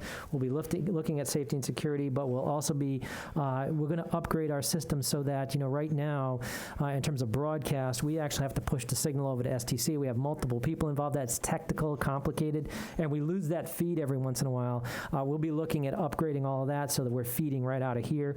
That decreases the complexity of the feed, but also allows Dr. Asplin to come here, be able to produce videos and things. A lot more capability right in this room. We'll be upgrading some of the mics and things so that it all ties together, but be looking at it comprehensively from a safety and security perspective too. So all of that is underway, being planned. And so, Paul, I don't remember, when are we going to be kind of breaking ground on that? Soon. We are waiting for some updated funding information. We had to change. We were going to take one of the restrooms out and actually create a single point of entry towards the south end of this building. It's going to come into a secure lobby that you'll get, buzzed through no different than you would at any school we have right now. In order to get, I'm sorry. He had such a nice loud voice. I thought he had one on. In order to be able to get in, we're going to, obviously signage is going to play a point, so visitors know that they have to go to a single point of entry. Staff obviously can enter through any of the entryways they have right now. Even if they're going to go to HR, they're still going to have to come in single point of entry and get logged in. We had to change some of the bathroom configuration around a little bit because we were going to run short on one fixture on the ladies' side, so we had to go ahead and put that back in a plan. I did get the information from Craig on the upgrades to the room and how I forwarded them onto Magnum. They're the ones that are going to do the upgrades. So once I get the preliminary, or not the preliminary, but the additional funding back, hopefully we'll see a $0 change order come in front of the board on consent in order to kind of align that contract and the funding, and then we'll go ahead and get started, push forward with that project. One thing, so you're talking about having this building be the single point of entry. But it'll be, if you go down this hallway here past A and B, the single point of entry will be, if you're going down that hallway, will be to your left. So there will be a secure lobby from a standpoint, so from people coming in day to day, they'll not be able to get into this portion of the building. They'll check in and then they'll go to, wherever they need to go. And I can understand that, but I'm looking into the future, and I'm seeing one employee sitting there doing that in a building, and she or he will be the only employee there in that building doing the security for this. Right now, when they're in the blue building, there's some backup. There's other people. And I'm a little bit concerned about having one person in the whole building controlling the security of the complex. So actually, point well taken. We're having conversations about that right now, and had conversations with Tim Enos about allocating somebody to be in that room too. So it's not just somebody at the front desk. There is somebody with a little more authority sitting there, bringing people, allowing people to come in and telling them where to go, kind of shepherding them around. So it'll be more than one, but it's something we've got to address in our budget this year, and those conversations are starting to happen right now. Well, Understood. yes, I would feel better if we had maybe a resource officer with an office over there waiting or something, because I know when we had the legislative offices, when there was only one person in the office, it's a very, and then if anybody would be coming, that's where they would be coming. So I have a concern about isolating the person supposedly keeping us all safe. Absolutely. No, we'll have a couple of spots up there, and we'll have somebody from safety and security at that front desk also. Yeah, the room that we're creating for the secure room, which will be behind the BR8 glass like we've been putting in the schools, is large enough to accommodate 2 people. So we kind of talked about, if it's an SRO or if it's a second person that's in that room, so if the person has to leave, they have backup. We've talked about that. It's just, again, it's where do you shift the manpower to put into that room? But we're making provisions that there'll be plenty of room for 2 people if they need to use that as a separate, as 2-people office. And you're thinking perhaps an SRO being up there, being the person, or in there? So we've had initial conversations with Chief Enos about who that person might be, and so for example, we and again, we'll address this as part of budget, but we always have somebody who's either on light duty or somebody who's not at a school, so we'll figure out what all that looks like, but certainly we want somebody with authority at that front desk if we do have somebody present that's an issue that we can be addressed right away. So we'll bring that back to you as part of the budget, but those are discussions happening right now. I'm glad you're covering all the bases. Dr. Asplin. Yes, thank you. I just wanted to bring up the fact that, in looking at the district or district-wide at our facilities and some of the neighborhoods that are going up in the near future and so forth, I think it would be wise in the near future to have maybe a 2-hour period of time during a workshop to discuss our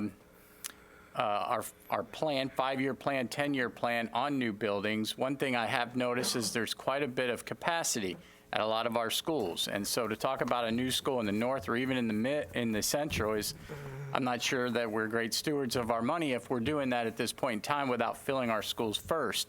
The south we can definitely look at, but I wanted to bring that to your attention because I really think we need to have that discussion and talk through what we're going to do in that case.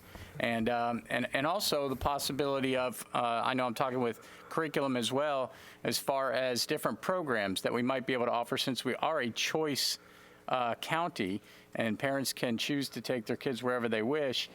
Maybe we need to look at certain high-quality programs at some of our other schools to build that capacity in those schools and fill those before we start to build new ones. So that's just my thought. I thought I'd throw it out there, and with the understanding that we need to get together and spend a couple hours just talking about that. Dr. Asplund, I think that might be something that we might even want to open up to the community and maybe have some of our principals come and talk, or maybe people from the community come and tell us what type of a magnet program they'd like to see or what they'd like to see up there in the schools, so that we do get that feedback up front. And maybe somebody knows of wonderful magnet programs we could use. Ms. Ziegler? Thank you, Dr. Asplund. I agree, even though I don't take it lightly, and I know Mr. Dumas and I have had this conversation about when we review our capacity in new buildings, having to redistrict makes everyone cringe, and I understand how disruptive that can be to families all over the place. And so, but I also, so don't take that lightly, to anyone watching. But I do think that is our responsibility to look at that, and so thank you for bringing that up. I think we need to have a full picture.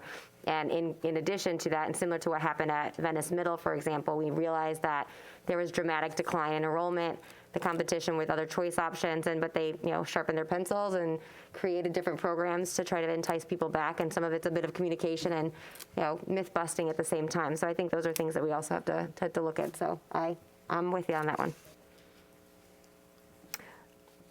one. Have we covered item 4, the single point of entry now? It was...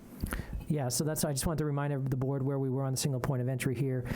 There are a couple other slides, but with the interest of time, I'll give you a handout later on, or I'll send you something. And I apologize I was not able to provide the projections for revenue, so I will get that on a document and I'll send it out to you. And if there are any questions, we can talk about that. But with that concludes our presentation for the capital budget. At this time, if you have any other questions, I'll be happy to answer them. Thank you. I think we're all set, and thank you for the whole department for all your work you've put in. We know it takes a lot to get all that in and prepare, and you're doing a great job. Thank you. All right, thank you, Jody, and your team. Really appreciate that. Our next item is the Education Foundation College Career Centers. So I will, let's see, I think I'm turning that over to Steve Cantis, possibly. Oh, he did?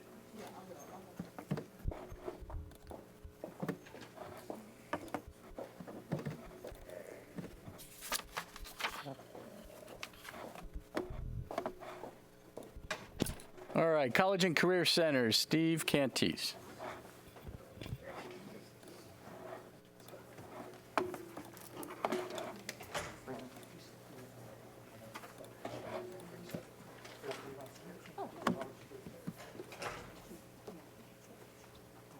Good afternoon, everybody. Thanks for having us today. We appreciate it. It's a great opportunity for us today to share information regarding our partnerships that we have in our school district. We know that we would be hard-pressed to function at the high levels that we do function at without the support of all of our community partners.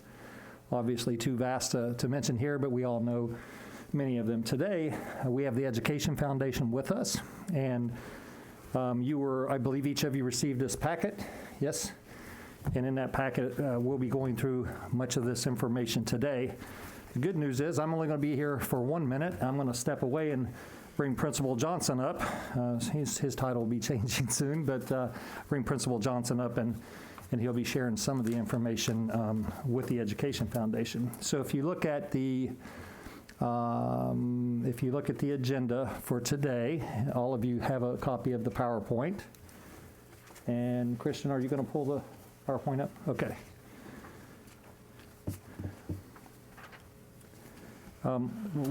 Jennifer's going to talk a little bit about the philosophy and the approach of the Education Foundation here in Sarasota County and the relationship with our school district.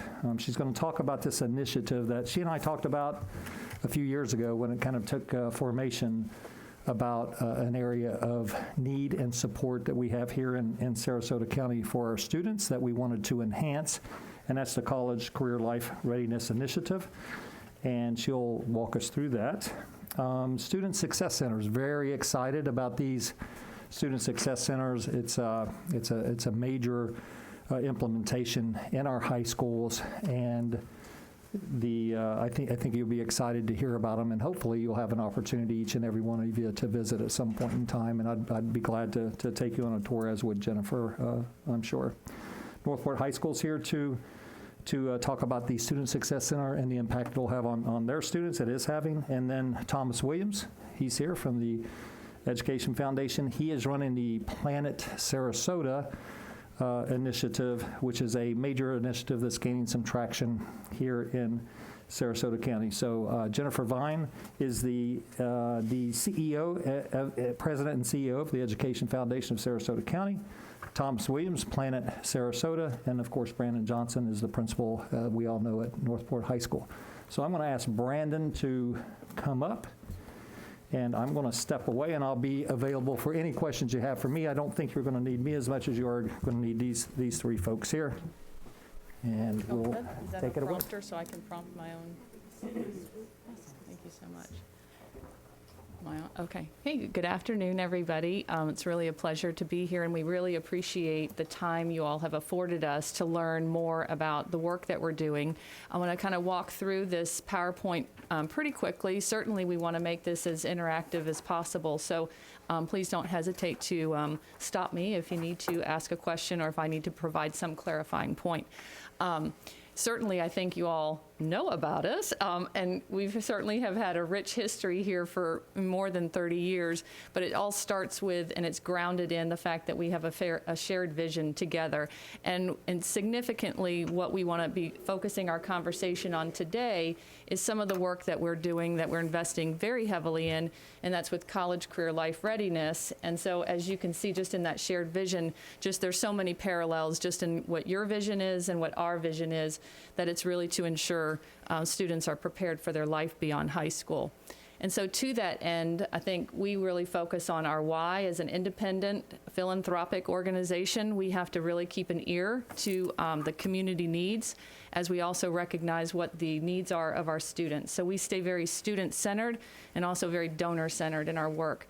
And so to that end, our why is really to ensure that students graduate with purpose and that they're prepared for their life beyond high school.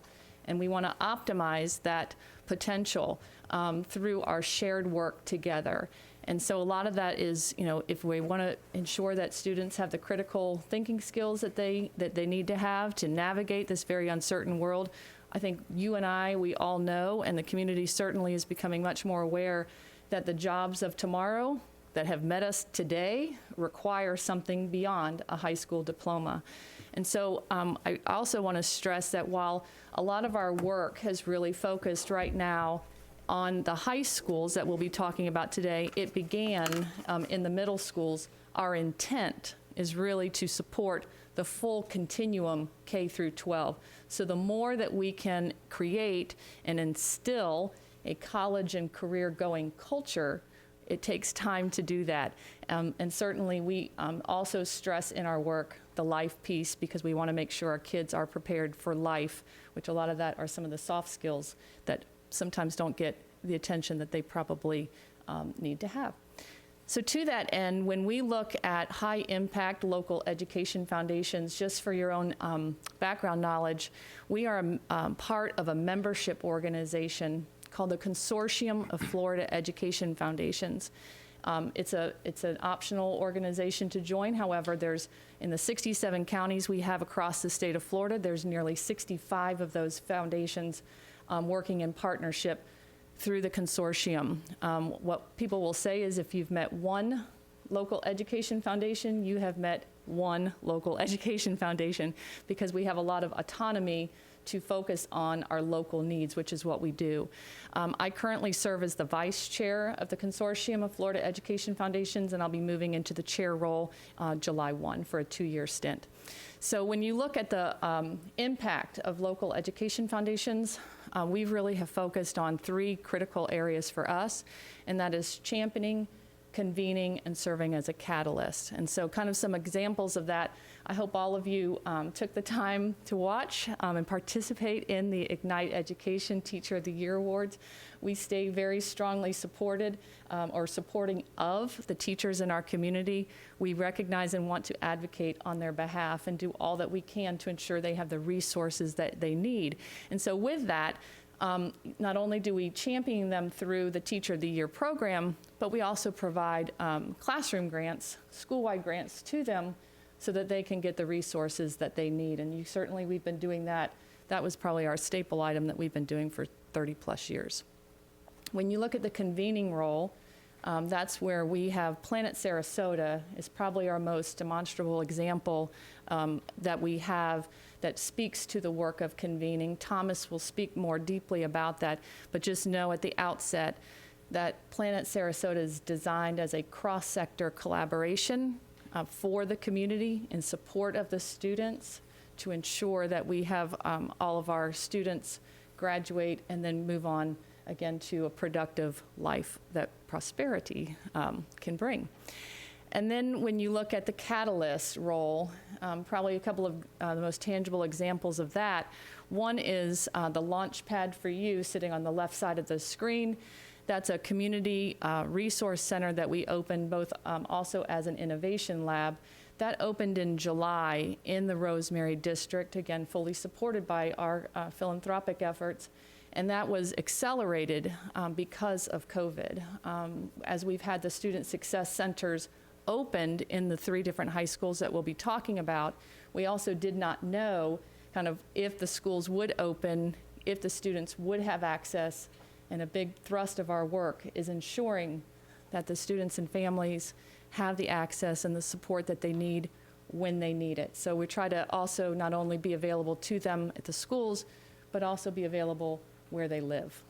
And then the second piece of that, that probably is a good example, is with our immersive grants. That's some week-long projects that we've been doing for the past several years, experiential learning opportunities. We simulate different activities. So we can certainly go into more detail of that at some point in time. Specifically today, the College Career Life Readiness Initiative, just to share a little bit of background with you all. We started in this work back in 2016. Karen Rose and I actually had the good fortune we collided together because of, again, shared interest and responsibilities to do some of this work together. So certainly she was part of and a partner with us when we began, as we opened our first college and career center at Booker Middle School called the Cube, that then moved into some of our college and career explorations and the expansion of Naviance that we had in the middle schools that then extended into the high schools. Some of the other notable pieces that I want to just point out on this particular slide is seeing that in 2016, you can see that we had about just a little under 7.5% of our budget. Our program expenses were allocated to college and career life readiness. And then if you fast forward to 2020, you can see that 70% of our budget is dedicated to this work. So we are deeply invested and very committed to helping with this work. As we look at 2021 and beyond, we certainly have a strategic plan. We're in the process of moving into that realization of some of those initiatives. But one of those is also an emerging partnership to also open another Student Success Center in concert with the district at Pineview School. Let's see. Those are just some photos of the Booker Middle School cube that we opened. When you look at the Student Success Centers, you may wonder, what's happening in those centers. I thank those of you who have visited. Tom, I really do appreciate you taking the time to go out and see our centers and see what's happening. It is a hub of activity, I kid you not. And so even as we just received our month-end reports of activity, we had over 400 students in our Student Success Center at Sarasota High School. And so, again, I can provide more tangible things, and Brandon will certainly be speaking to that. But when they come into the centers, this is where they're looking for advising, they're looking for the support, the resources. We recognize and we believe in multiple pathways. Some of our vernacular and our language, as we often talk, we say post-secondary, and we've clarified that a little bit better to say it's really anything beyond high school, because we do fully support, whether it's active military, technical schools, community colleges, or even your Ivy Leagues. We just want to make sure that students have thought about their different options, they've planned for the different possibilities, and they've prepared accordingly so that they can have that successful future, recognizing that certainly change happens and we want them to be equipped with the ability to make those changes as they go through. The whole end game is that not only will they be ready, they will apply, they will enroll, they will persist, they will graduate, and then they will come onto the workforce and be a productive member. So it's the full spectrum that we're really committed to. So in those Student Success Centers, beyond the advising and the support, we also have a mentoring program. And that mentoring program is where we partner with the students when they are juniors or seniors in high school, and we stay with them in one-to-one relationships through their post-secondary completion. And that runs whether you're a biomedical engineering student or you're pursuing to become a dental hygienist. And then this just kind of carries on some of the different pieces. Just know, I think one piece to tease out on this one is recognizing that we continue to offer both in-person and virtual appointments. One of the pieces that often, and again, we have many tools in our toolbox. I just want to mention one, because at the end of the day, as you all know, just as teachers change the lives of students, it's the one-on-one relationships with our people that make a difference in the work that we do, but we also need the resources necessary. And so we've also invested heavily in Naviance. And with Naviance, it's an online software platform that provides college and career support. What is the one that My Career Shines, that was pulled from the state? That was often one of the options. We have found that Naviance has more robust information, as well as that was what we had provided to the district for all the college career advisors in the middle schools. We started that in 2016. We did not continue it this year just because of COVID, but we certainly hope to bring that back. But Naviance still remains in all the high schools, and you can see the correlation of that. Beyond the Student Success Centers, we also offer workshops and different materials and information. So you'll see on this one is where we are very active and intentional in ensuring that students complete their FAFSAs. So we have, if you need bilingual navigators that help in that, we will do whatever it takes. We open the Launchpad weekly in the evenings. Again, our whole thrust is to make sure that we're available and we offer resources when the students and families need us most. And so on that point, I think I've said enough, and now, I need a break. Brandon, I'll turn it over to you. Thank you, Jennifer. Yeah. So first and foremost, good afternoon, guys. Jennifer, thank you for sharing a lot of that information. First, I want to start off by saying, just so everyone is clear, we did have a Student Success Center, right, Jennifer, before Education Foundation came along. But to be very fair, in my first 2 years at Northport High School, it was underutilized. It was a white wall, old furniture that I'm assuming was probably at the time about 15 years old, because that's when Northport was built. And I had the opportunity to go over to Venice High School where they had the Rotary Club that was backing their Student Success Center. And it was night and day. There were students in and out, laptops set up, 2 different college and career advisors to help them with applications, SAT, FAFSA, and I didn't understand at that particular point that we had one and that our room looked that way. And part of the conversation started with Mr. Cantis, and then I was fortunate enough, years before then, to meet Mrs. Jennifer Vine while I was at Lamarck Elementary. And so along the way in the 2 years with our conversation, Jennifer said, I have an initiative. She said, I am willing to come in, support your school, whatever we need. And the first thing I asked about, just like you guys just did, was funding. And she said, I'll cover it all. So to me, it was a no-brainer. So we entered into a 3-year contract agreement that was actually shared with the board at the time. And within the first year, we went from $4.5 million worth of scholarships for our students, as you can read, to $9 million. It doubled in 1 year. We went from having college visits down all the way down on Fruitville, right, where we had everything at Robarts, to our own campus. We had a career fair with 25 career choices that they actually could sign up that day their senior year. So it wasn't just walking around, the gym and thinking, hey, maybe I want to do this. It was actually signing up. There was a huge difference within the paint, the branding, the lovely green chairs. I know, Tom, you were just there recently. Just the openness and just how inviting it became.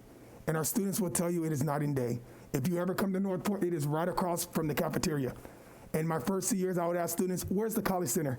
They couldn't tell me, and it's literally staring right in front of them. If you ask them now, they will be able to tell you what the Student Success Center is located. And Jenna Till, who is one of our career advisors, actually funded by Education Foundation. So for me, I've seen a lasting impact. Our students continue, as you can see in 2021, to be able to go in, even during COVID, and receive services.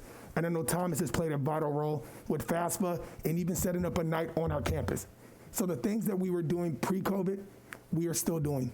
We set up appointments, even if it needs to be one-on-one. Jenna Till stays after school. Just the resources our parents have and our students have now, they know they can apply to colleges, but also they know they can also look at career choices. So it is about college and career and beyond. Remember, we're not just talking about post-secondary and saying you have to do this. We want to make sure they have options, and when they enter the SSC, they know they have those choices. So thank you, Jennifer. Thank you. And I think now I'm going to turn it over to Thomas. Thank you, Jennifer, and thank you for the opportunity to present. Planet Sarasota is a cross-sector group that convenes educators, mentors, community groups, and funders, all to solve the complex issues, to address and discuss all these complex issues with the goal of helping students to attain an education beyond high school. And as you see, the long-term goal is to get 60% of those county residents, 25 years and under, to have a high-value post-secondary degree. So just to put a little context into that right now, we have 42.5% of Sarasota County has either an AA, a BA, or a master's or above. Then you have about another 8% that has a high-value credential or certificate, so about 50%. Our goal is to get this up to 60% by 2030. On the short-term side, the focus is really, hey, let's identify the students that struggle, those underserved populations, and understand the issues as a community, understand the issues, then remove the barriers and provide the resources to the best we can. Next slide. As you can see, there are Planet Sarasota partners, cross-sector group, as I said before, workforce, community, education, mentors, and philanthropists. Also, what I'd like to bring is we have some new partners, new members who have joined the organization just recently. Sarasota Teen Court, Youth Thrive, which is the Sarasota Housing Association's young people, ASALA, the Association of Study of African American Life and History, and the Education Empowerment Agency. All of these groups are involved with working with underserved populations, and that's the group we want to work with. So we welcome their voice to help us with our work. All right. Now, all of those organizations all have their own agendas, all have that own mission, but we all come together to help students to get an education beyond high school. We do that by working on these work groups. So career explorations to make sure each student has a chance to see a career, an opportunity. Pre-COVID, we brought the students either to a company or we brought the company to the students. Post in the COVID era, we're doing this via video. FAFSA, as Brandon said, each month we go through, and every other Wednesday, I should say, we invite, we have people from State College of Florida, USF, come down and literally will walk you through filling out your FAFSA. Whatever issues or problems you have, you could come to the launch pad. We wheel out the laptops for you so you have internet access, you have a computer, and here you have the financial aid director of State College of Florida sitting right next to you, walking you through any issues. Through our data, we said, okay, we weren't able to start this at the beginning of October, so we went and visited Northport, had one right into the cafeteria, met the people where they were at, and really addressed those issues. Persistence, when we saw that, when we saw all the issues and the challenges of a potential COVID melt coming down, we started just putting out commercials and through social media. Hey, hang in there, persist. This is not a time to miss. While temporarily we're going through this crisis and it looks like things will be difficult, we know long term there will be jobs and opportunities that need you. So don't cancel your future. Keep on working on your education. That social media campaign that you see there, we received 42,000 clicks on that, so people checking it out and going through. All right, and one last slide there. Oh, did you want the financial aid one? Yes, Or the and then just FAFSA? again on the FAFSA, it just shows some of the scores that we're doing there. So we track that each month to make sure that we are getting these kids prepared to get the best Pell Grants student aid that they can get. So. All right, so that's in a nutshell our work. And so now we just open it up if you all have any questions or comments. Sure. Ms. Rose? Thank you, Madam Chair. Jennifer Vine, I just want to thank you for carrying forward and all the work that the Education Foundation has done and is doing. It's phenomenal to hear about, and I think it's the future of our students and the community partnerships and the mentoring and all the things that have been added since 2016. I'm curious of where we are, if there's plans that might fit into our strategic plan of the dual enrollment opportunities for the Suncoast College North and South, as well as additional, how it fits into scheduling. I'm not sure in our high schools for additional career courses. I think our students want it, and having the potential to graduate more prepared for a career, immediate career and livelihood, not as an option for the rest of your life, but you can have a career and pay your way through college, or you can have a career that enables you to further that career for greater financial gain. So that's my question of where we are with that piece and if it's a feasible piece. If I could, before you all respond, one comment I would make on our part is that, so there's also, as we talked about, Planet Sarasota, there's also a Florida College Access Network. I sit on the advocacy group for that. They actually have identified a couple of advocacy items, particularly even for this legislative session, and dual enrollment is one of those. We have stayed kind of on the periphery because, again, we want to work in concert with the district, but recognizing that that may be an area focus, just know that we stand ready to be more actively involved should you all want us to do so. Awesome. Yeah, and I would say, Mrs. Rose, over the course of the last several years, we have increased the number of articulations we've had with local universities. We currently have an articulation with USF that we have courses on campus with USF. That was a big win. We're also expanding those opportunities with the going to the colleges, because the colleges are now opening up their admissions process much wider than what it was before. So I think you'll see more access for students to those courses. But I will say, over the course of the last several years, we've encouraged students to participate in dual enrollment, and many students are. Currently, we have a large, in South County, of course, we have the SCF campus. In North County, where our students go to the Manatee County for the main campus of SCF. So students certainly have a lot of access. And on the other side of that is we have our own technical college, of course, and our students are accessing the technical college. I think Dr. DePello has done a great job of, again, trying to continue to, the key there is to identify the job market, make sure students are aware of what's in the job market, and they are accessing those courses that will give them credentials where they can be successful when they step out of high school. So I think we're doing a really good job with that, and I think we can always, we will always evaluate where we are with that. I would love to be able to track that, how prepared students are. Our graduation rate is phenomenal and growing, and congrats on that piece. It would be nice to know how prepared they are for an immediate livelihood to continue, again, their financial gain and any interest that we might have in including that in a strategic plan.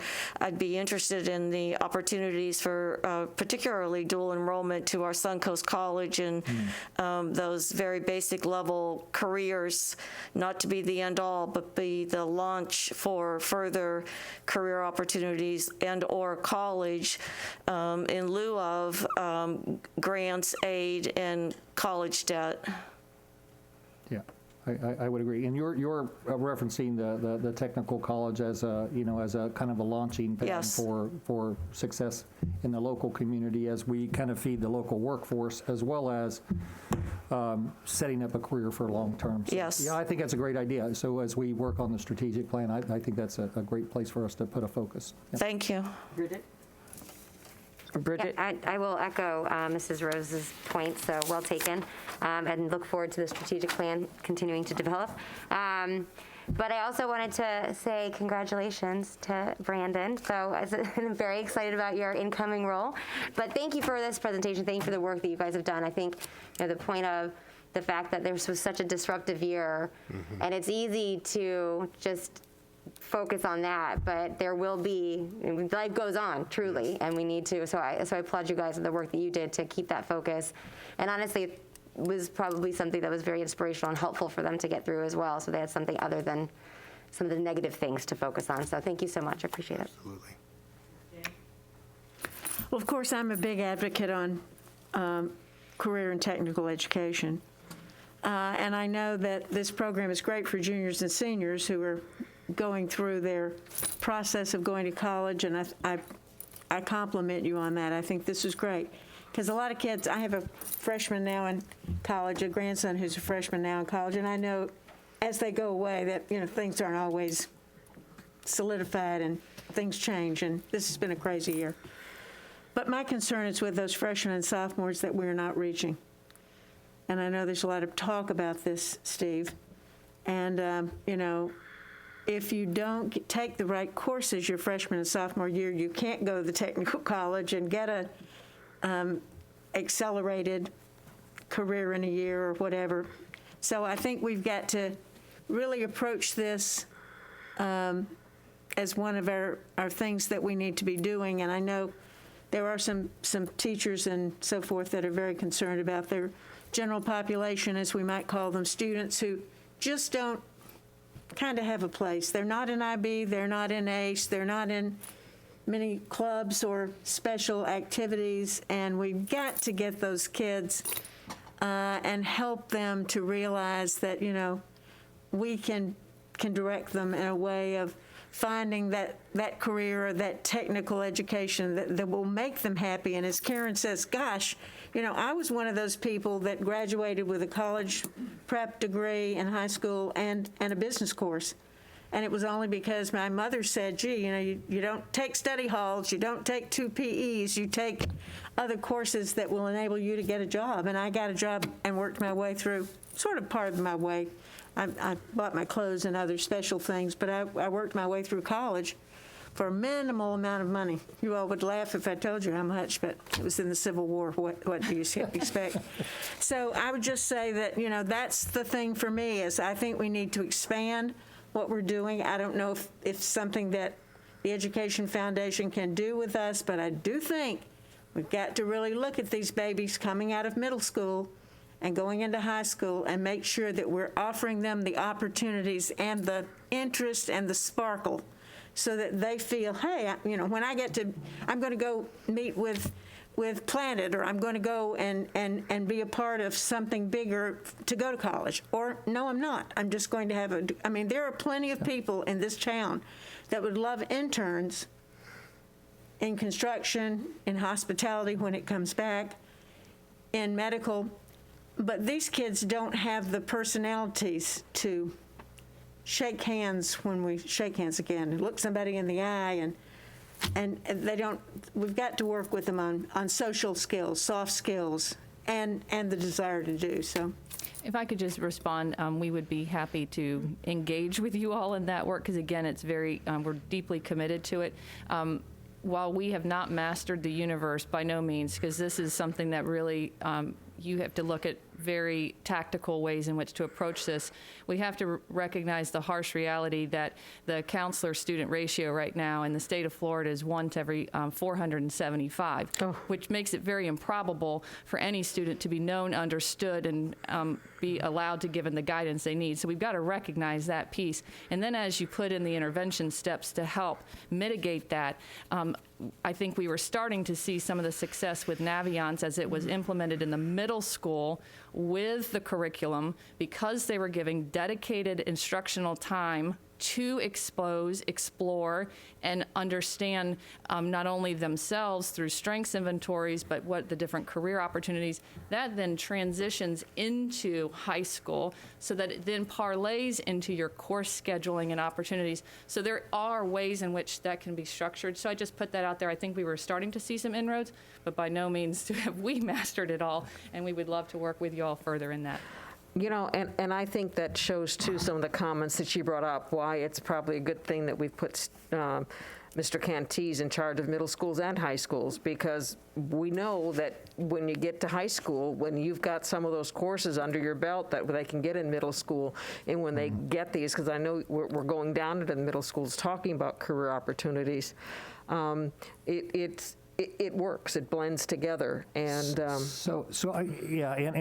agree. There's value there, but I do think we've been working on that articulation between middle and high school for years. I know when Ms. Rose was the executive director, we worked very closely on those as those students were transitioning. I agree with you. I think it's always a challenge, to get every student. Some of the things we do in our district, we have a really strong magnet focus in this district. We have a lot of choice in these districts, and we're in our district. So students coming out of that middle school environment where they have Naviance, where they have the career advisors in middle school, and identifying their opportunities for high school. I think we do a pretty good job with that, and certainly in the scheduling process, which we say, if we have to start with the master scheduling process. So if you don't get the master scheduling process right, achievement's going to take a hit right from the start. So we've worked really hard on that scheduling process, getting access to students in middle school for the high school counselors to have those conversations. We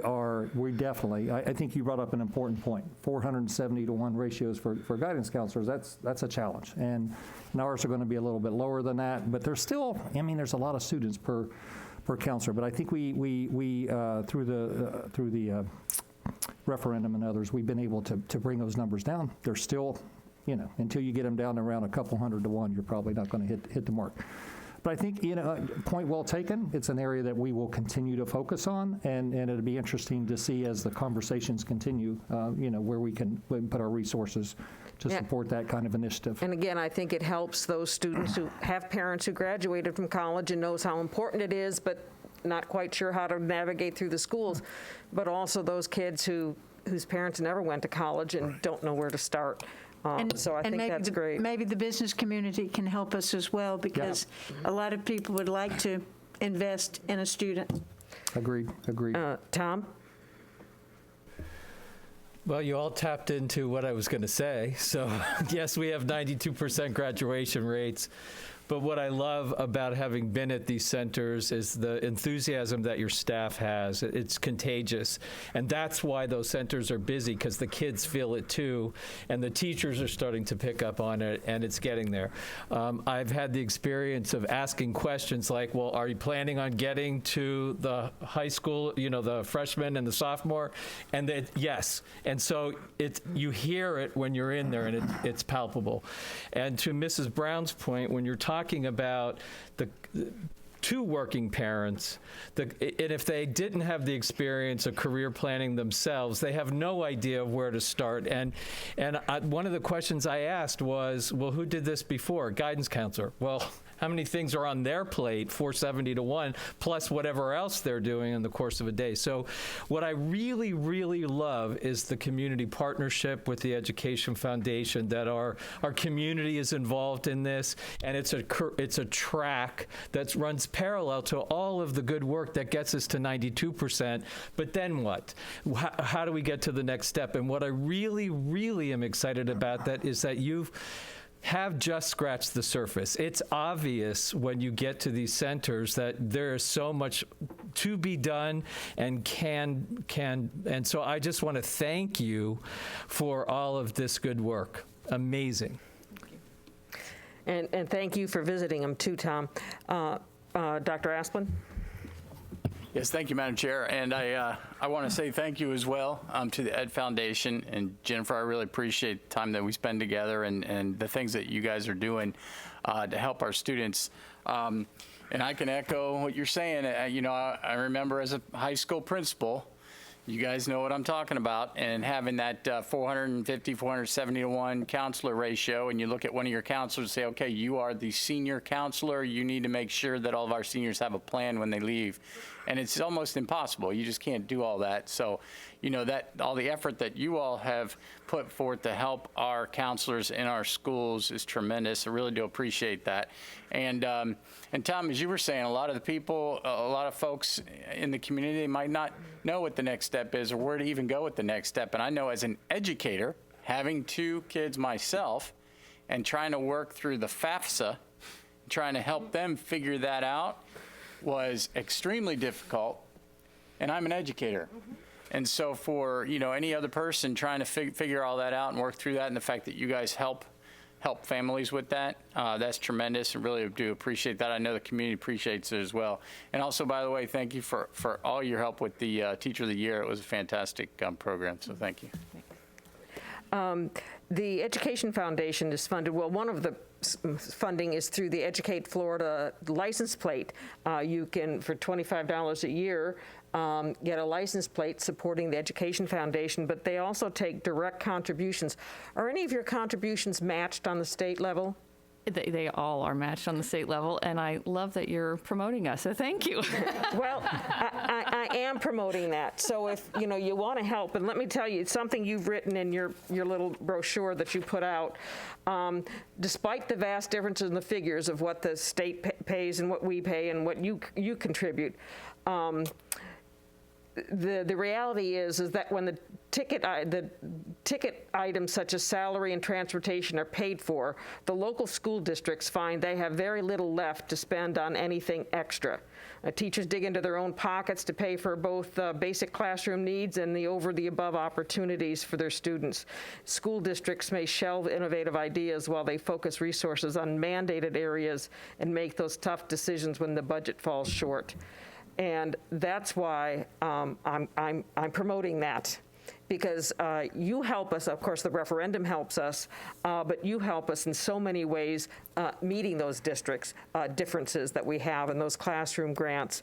And if the public wants to help in that, they can contact the Education Foundation, and their contributions will be matched with the dollar contributions from the state on this program. So. Thank you. Thank you. For all you've done, and thank you all for the work that you're doing. Could I make one other comment? As we built this relationship with the Education Foundation around college and career readiness, all the schools are invested in it too. All the schools have a portion of funding for the personnel that's in there. Some of the principals have added additional staff to the centers, and the district has committed, the school board and the district has committed also by construction costs and building these centers too. So it truly is a partnership that we want to continue to strengthen and make sure the outcomes are meeting the needs of all the kids. So I wanted to make sure you all understood that you're also contributing quite a bit of money into those centers also. So thank you. My husband's been on the board of the circus for several years, and he's been volunteering, tutoring at our schools. But I think I found a new place for him to volunteer at one of these career centers, because I think that's more up his alley. He's retired now, and I know he wants to reach out and help.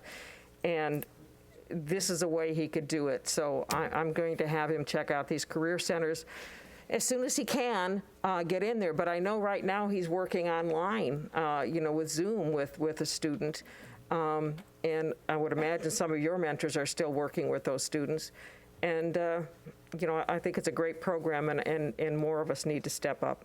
Thank you, and thank you all for your time. Really appreciate it very much. Thank you. And we are still running on time, and we have next on the agenda, Dr. Asplin, the ESE update. Yes, ma'am. Thank you. Just wanted to give you a quick update regarding our ESE area. And as you know, we've been working on this for a couple of, I've been working on it for a couple of months. I know it's something that's been around for a little bit. And last month, or earlier this month, January 7th, I believe it was, I was able to fill you in on where we were with the letter that came from the commissioner and the 5 components that he was asking for us to look into, and the Department of Education was helping us look into that. There are areas in our ESE department that we need to correct. There are areas that we need to continue to analyze and review. And I know that our entire ESE department is on board in making any corrections that need to be made for the best of our students. And we will do that. We will continue to do that. And we'll work closely with the Department of Education through that. I just wanted to, first of all, remind you of the 5 components just quickly that we are looking into as far as creating plans around these. Like I said, in December, the Department of Education sent us the letter outlining these 5 components, and they will be addressed, and we are working on those. Number 1 was a plan for 20 hours of evidence-based professional development related to support for students with cognitive disabilities in regular education classrooms. Number 2 was monthly targeted technical assistance, which included desktop monitoring and participation in virtual or face-to-face monitoring for compliance for 2 years. The DOE would help us with that. Number 3 was quarterly submission of data regarding participation in alternative standards, and we will be sending that to the DOE on a quarterly basis. Number 4, development of parent training programs and supports for families of students with significant cognitive disabilities. We're working on that. And then number 5, upload for the DOE approval for, during 3 years' time, portions of the district's specific policies and procedures and anything else that they want us to send to them. In the meantime, like I said, our entire team has been working with their team. They have a team of about 13 people, and the time together has been very collaborative, very informative, and as you know, they just came the other day for a visit. So just to give you an idea of where we are as far as our connections with the DOE up to date, we've had 5 phone conferences since December 8th. We had a site review or a site visit in December to review our process and expectations, and both groups were together, and I gave you an update on that last time. And then we had a site visit in January, just actually the other day. We focused on student access points curriculum. The DOE sent their folks here, and they did walkthroughs in the classrooms of 5 of our schools. That was Brentwood, Brookside, Oak Park, Riverview, and Northport. And then they interviewed focus groups with those 5 schools' staff and landing staff. So they interviewed all of the staff. Focus groups with high school students from Northport and Riverview. They did interview students who were in those access point programs. And then there was a parent evening on the 26th. 25 folks signed up for it. There were only 7 who actually participated virtually with the DOE, and they plan to have another focus group since they had some calls from people who couldn't either get on or register or couldn't attend that particular day or evening, so they plan to have another. I plan for them to be here quite a bit and to help us by reviewing what we do here in our district, visiting our schools, talking to our folks, and then providing us with recommendations. For our PD protocol review process, we've had 2 phone conferences held to date for that purpose.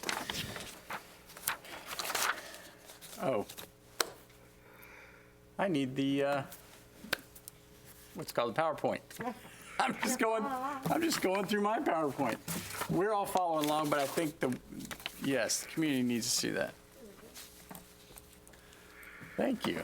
Appreciate that. All right. So the latest one was a debrief session from our visit, or their visit, on January the 27th. And I will tell you that the debrief was very brief. And normally, when they create a summary of a visit and provide recommendations, it takes 60 days. And so I called them today, and they're working on it. They're trying to get it done for us before 60 days is up. And talked to them on the phone just about pertinent pieces that, we need to be looking at. So first of all, I will tell you, like I said before, it was very positive and collaborative, all of our meetings. I know that a couple of board members, you were involved in those meetings as well. I know I was involved in an hour meeting of questions, and some of our other folks here at the district level. And like I said, out at the schools. One of the items that they have said right off the bat is, we know you have some procedures, but you need to make your procedures readily accessible to anyone or for anyone to reference, including district staff and classroom teachers, which is very true. When you're talking to different folks about different procedures or processes, you might get a little bit different take on that depending on who you talk to. So we need to make sure that those are readily available. PD protocol review process will support our efforts to provide more targeted PD to regular education teachers. Professional development. Yeah, professional development. I'm sorry, PD, professional development. So we're looking at, obviously, professional development. That is number 1, and also number 4 in our training pieces as far as the plan that we are creating. Numbers 1 and 4 on those components. We'll continue to collaborate on identifying key support training to our families. We will meet with the DOE staff to complete our training plan using the 6 key practices, which I'll show you on the next page. We are expanding our communication processes for families of seniors to ensure that they have information needed to plan for their child's future. They need to know what this means for their senior once they graduate, when they're at access points. And then when they left us, they said they definitely want to give feedback to Tallahassee that, our teachers love our kids. They try to do the right thing. They're trying to do what's in the best interest of the students. That is all true. And then at the same time, we need to look at our processes and procedures and make sure that we're all following those processes and procedures.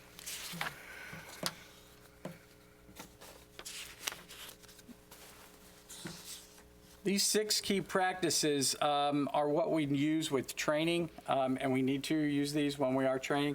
Looking at and using our data very, very well, focusing our goals. We need to have focused goals there, implementing shared practices, make sure we implement them correctly, and monitor and provide feedback. We need to make sure that we are monitoring and providing feedback all the way through across the entire district, and then inquire and learn and start over again as we move forward. When we look at our professional development, we talk about the curriculum team and we talk about the ESE staff. And one thing I want to mention here is, in my past experience, especially when I was deputy superintendent, one of the things I noticed was, our curriculum department was knocking it out of the park, doing a fantastic job, talking to teachers, going out and helping teachers. And our ESE staff was doing the same thing. Our program specialists were out there at the schools, talking to teachers, helping them through. But when you're talking to them in their meetings and you listen to what they're talking to teachers about, sometimes they're not on the same page, or sometimes it's counteractive to what maybe the curriculum team said, or maybe the curriculum team is counteractive to what the ESE team said. And we need to just make sure that we are together and talking to our teachers and our school leaders, and we're all on the same page, and making sure that we're not countering each other. And I think our curriculum team and our ESE team do a good job with that. I know Dr. Kingsley has really been working on making sure that we don't have silos between our curriculum department and our ESE department, bringing them together and making sure our professional development reflects that. And I know she's going to continue to do that as we move forward. The target completion date for our professional development plan is April 16th, according to the DOE. And again, they will be helping us with that.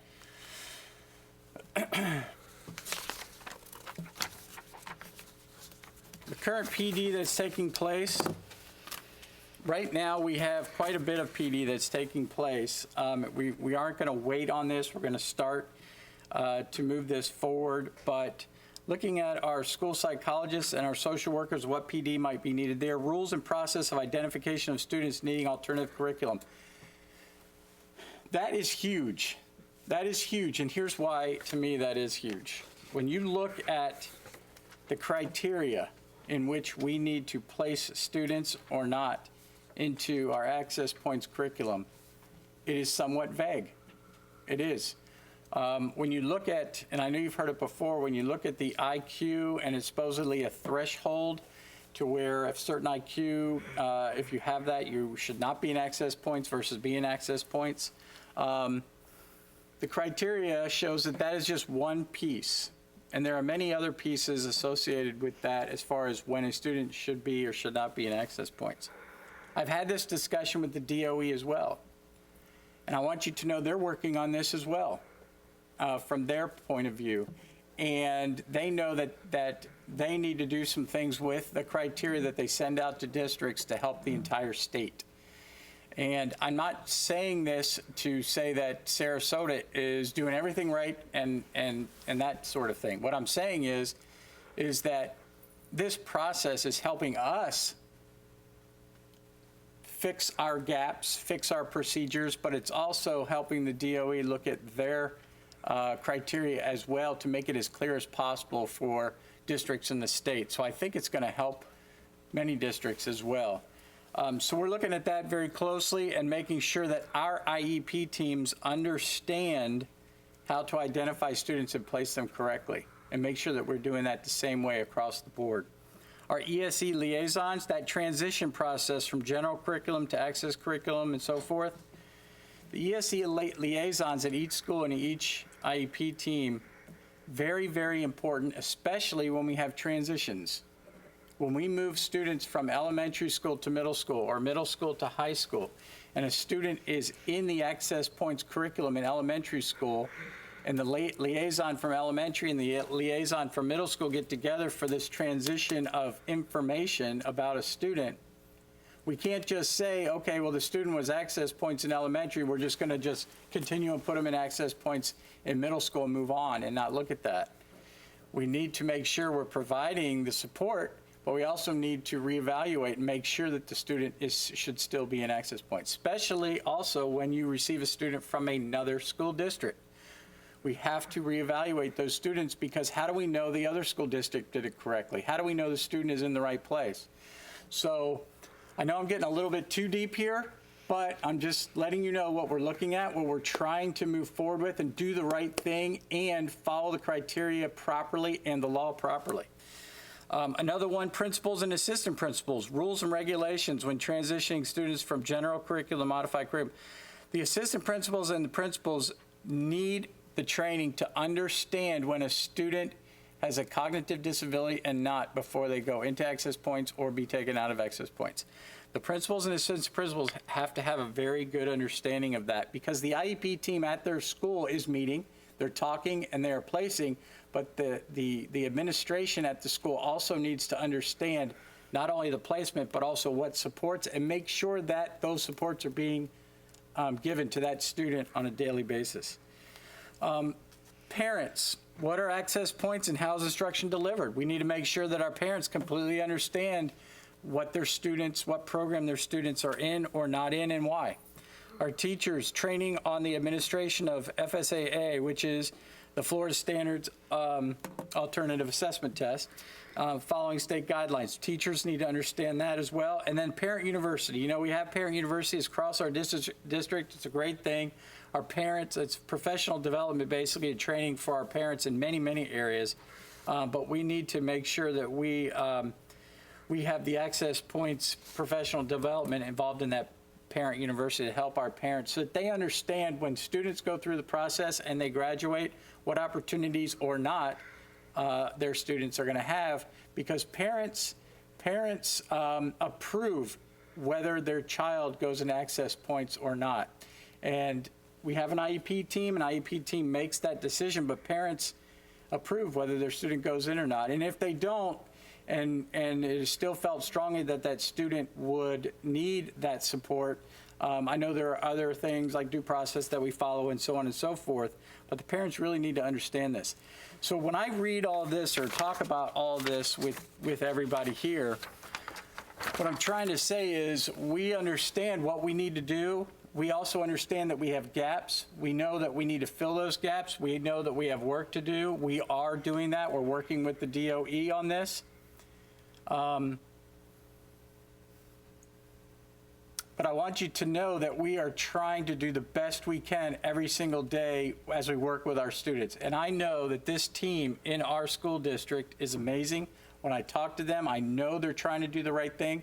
Sometimes I think maybe they just don't understand something that they need to understand and they need training on, and that's why maybe something wasn't being done as correctly as it should have been. But I am still digging deep. I've told you that before. I'm still interviewing. I'm still trying to understand everything that is going on in our school district, within our ESC department. But I'll tell you, every time that I have conversations, we have amazing people in this school district. And it's a matter of closing those gaps, training up our people, and making sure that we are all on the same page, doing the right thing, and moving forward. And that's what we intend to do. We want to have the best ESC department in the entire state. And that is what we will have. And I know our Department of Education loves working with us. They've said that. And they love a lot of the work that we're doing. They're even going to pass some of that on to other school districts. So we will continue to work collaboratively with them and work toward a fantastic plan as we move forward. So that's pretty much my update for right now. And if you have any other questions, I know we also have Sonia's here in the room. If we have questions for the ESC department, Dr. Kingsley's here as well. Well, I'll give an update on my discussion that I had with DOE when they were here. They interviewed me as chair. And like you said, they complimented our staff, and everyone found we didn't do it for money. We were doing it for what we thought was the best interest of the child. And so I tried to say, well, what is access points, and what puts them in? They said, well, an SLD or an LD, that's specific learning disability or language disability, if they have either one of those, they can't be in it. And I said, well, what if they have both of them? Would that qualify them? And she didn't quite know. And that's where we have the problem. And then I said, well, is it in the best interest of the child to put him into a program where he excels or she excels, where this child excels, but it's lower expectations? Because I understand the access points is a lower, and you probably are not going to get into college with this, or a state university. Or, do you then take them out and put them in a program where just because they haven't had the backup, they're going to fail? So is that in the best interest of the child? I don't necessarily think so, but we definitely have to have that change. And to have it, I think when you go from elementary to middle or middle to high, might be too much in 1 year. I would like us to look at it on an annual basis. If this child is in an elementary class and is excelling and is on the National Honor Society, I guess that doesn't start till middle school, well, maybe the teacher ought to review it and say, well, maybe this child doesn't belong here. This child is doing very well here. Maybe they could do it in a regular education class. But I think to do that at the same time, they go from elementary to middle or middle to high, I think may put too much pressure on that child. And we might want to look at it before they transition. But I definitely think that, as you say, when the student comes in, we need to review, was this student supposed to be here? And, and I think maybe on an annual basis, the teachers who work with these kids know how they're doing. And if a teacher thinks that child is doing too well in access, I think that should raise a flag just as much as the flag as a child who is failing all of his classes. I mean, so we need to be looking at that. And I think the best person to know that oftentimes is the teacher that's working with them. But I don't want to wait until they're leaving elementary or middle school. I want to be looking at them on a regular basis so that all of our teachers who work with these kids know what it is. Just for clarification, there is an annual required individual education plan review for every child. It's right, but whether they need to be there or not, and I think making sure that the parents understand what it is. And so, I mean, I don't know. I mean, it obviously wasn't an IEP that moved a student from one program to another. It was something else, intervention from the state. So I think we need to, look closer at those when they do them. And I think the whole IEP process needs to be better understood by the parents. And I think that's where that parent university comes in. I think we talked about this, was it last month? The parents need to understand the importance of that and the long-lasting impact of the decisions that are made at the IEP. Because it's a lot of stuff to take in, and they may not be thinking about 5 years, 10 years down the line of what happens. So I think they have a better understanding of what that IEP process is and what their role is in it. Mr. Edwards. Thank you, Dr. Asplin, for your update. What I heard in the update was information that I had shared with you and observed, and you identified the transitions. And those were my observations just in my own, I'm not an educator, but just, a layperson walking into schools and asking questions and talking to folks. I also shared with you that I spent a lot of time talking to parents with children who have cognitive learning disabilities. And what I've learned, and I think we've all kind of touched on that, is that it's still a frontier. Everyone's learning about what's the best curriculum and what's necessary. So to the point of where I'm in a role of executive oversight, you've addressed my issues. I love the fact that we're continuing to explore with the Department of State and the Department of Education to make sure that it's an ongoing continuous improvement model. And so I would appreciate that we have these just quick updates that it's moving forward, and even somewhere along the line what we've learned along the way. So thank you. Ms. Goodwin? Well, I want to thank you for the update. I'm not the professional here. I'm really in an oversight position, and I'm not going to come up with ideas and details of how to do this. I know it's complicated. I know communication is important. I know recording the communications either orally or in writing and having the parent sign it is sometimes a problem, but it's very important. But I trust our people. I know many of the people in the department. I know what a great job and what hard work this is. So thank you for that. I enjoyed my discussion with the people from DOE. I asked a question, more questions, not in detail and technical questions, but I asked more questions like, is there something we could do to train school board members in a better way on just the basics of this work? Because that's not something that we've often done. So we're going to try to do some work together later in the year with Friday calls with FSBA, for an example, to see if we can't take some of our new board members. We've got a lot of new board members this year and help them with this work. So I just think that, I think we're on the right track. And I think they realize we're on the right track and we'll get there. And so thank you for the update. Anything else? Well, we're running ahead of schedule. Again, thank you, Dr. Asplin. Thank you. And thank you, staff, for working so hard on this. Next, we have the legislative platform, and that was something Bridget wanted to bring up. I don't know, she stepped out for a minute. We'll move on to BASTA board training. We need to have that too. Her input, the financial advisory committee. Kathy, could you find out where Bridget is?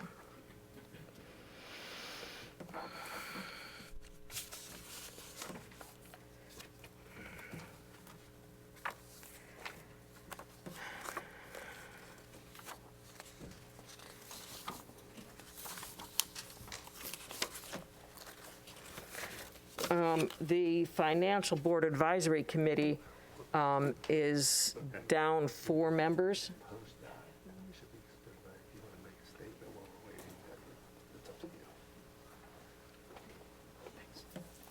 Could you tell her she's up?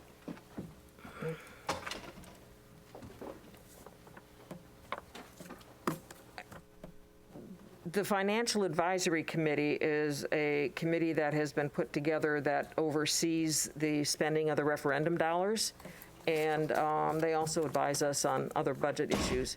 And they are short several members, and they need a quorum to vote. We've had 4 potential candidates, and we've been given some resumes or some background on the 4 candidates.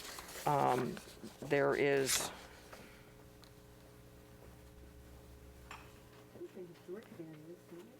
Taylor Tollerton Collins, it says, but what is her name? Ms. Corcoran, can you come up and help us through this, please? Thank you. I know all 3 of them. There's 4 of them. Where's 4? Is there 4? Am I missing one? Good afternoon, everyone. So yes, we've found ourselves with 4 vacancies. It was originally 3, and then based upon the results of your hiring for a new school board attorney, we are now up to 4. So the committee has been working for some time now on trying to find what they think would be good candidates for you guys to consider. Of course, you can always consider anyone else that you'd like to have. But they reached out, contacted individuals, and made sure that they would have an interest in serving. So the first individual is Taylor Tollerton Collins, and I'm sure. Oh, that's her name. Yes. Oh, I'm sorry. I thought it was the name of a group, of a company. Oh, okay. So she's actually the president of professional benefits. She's also Jim Tollerton's daughter. I think she's pretty. Jim's pretty familiar with most of you guys. So she has quite a bit of experience in the benefits arena, which would be very helpful for the committee, I think. The next candidate is Susan Hines, who is a principal with Sable Trust Company. She's also an attorney and has a degree in business. So I think she could provide some great insights to the committee. Another member is Sandra Terry, who I'm sure many of you know is a lifelong Sarasota resident and the former head of the Laurel Civic Association. She's semi-retired, but said she'd be happy to help us, and I think she could bring an entirely different breadth of knowledge and kind of represents the mid to South County area, which would be good. And the last name on that was being brought forward for you guys to consider was Sean Ewens, who is the chair or the executive director of the Healthy Start Coalition in Sarasota County. She's also formerly the executive director of the Literacy Council, so she's done quite a bit of work when it comes to children in the area. So those are the names that the committee had brought forward, and we weren't aware if anyone on the board had some names that they wanted to have brought up for consideration, but once you have a list, then we'll make sure we put it on the next board agenda for you guys to vote them in as new members, or which some or all, which actually coincides perfectly with, that would be February 16th, and the next Financial Advisory Committee meeting is February 18th. So hopefully we'll have these to vote on. Could you also give us a list of the current members? Sure. Jane? Well, I know all 4 of these women, and they're all outstanding Sarasota residents. Taylor is a young mother, Jim Tollerton, a good friend to the school district's daughter. Susan Hines is a South County resident. She's the wife of Charles Hines, who's just left the county commission, and she worked with me on the first referendum, I think, when she was having her last baby. She has 3 children who all graduated from Venice High School, and she's a great volunteer and supporter. Sandra Terry, who's like wonderful in the Laurel Civic Association, lives in Laurel, so she's a South County resident as well. And now that she's partially retired from the Civic Association, she has time to do some of these things she'd never take anything on before, so that's delightful. And then Sean Ewens happens to be a daughter of a very dear friend of mine, and she is just doing great things in this community for young mothers and young babies, 0 to 2. And she has a long history, graduated from Riverview High School, and worked in the YMCA family in Birmingham and in Sarasota for a number of years, and then has done work with literacy and, as I say, with Healthy Start Coalition. I can't believe she's been there 7 years. It seems to me that she's only been there a couple of years, but she's a dynamite mother of 2 young children at Bayhaven. So they're all great candidates.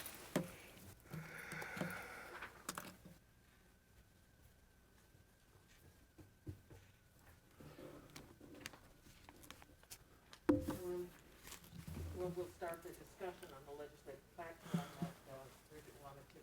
So I wasn't on. I just wanted to reiterate what Ms. Corker said. So this will be on the next board packet for approval on the 16th. On the 16th. And there's no objection to the 4 individuals on there. I just kind of wanted to get some consensus. If everyone's good, then we'll prepare the item for your next board meeting. I think it's a great slate of people coming forward, and I appreciate their offer to help us in these efforts. Okay, thanks. Which is something else we need to start thinking about, and that is the referendum. Less than a year away. The legislative platform issue that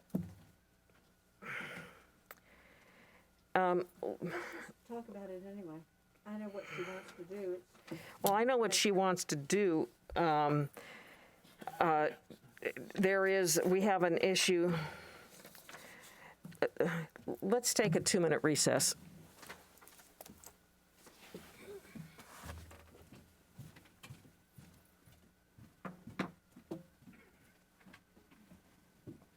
So, here's the thing about Northport.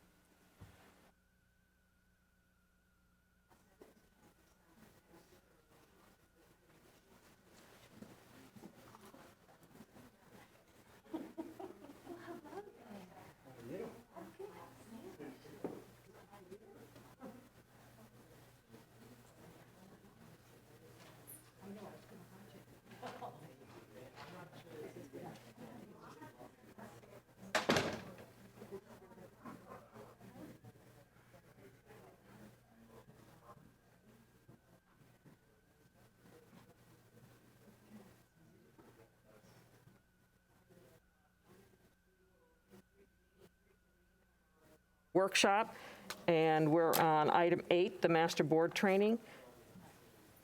Nope, item 7, I'm sorry. Legislative platform. Bridget? And thank you, and my members, I apologize for the disruption. The item that I just wanted to, as I brought it before, was as I was reviewing it, on bullet number 4, I had made a change and sent it over to Kathy, and I know you guys have a copy here.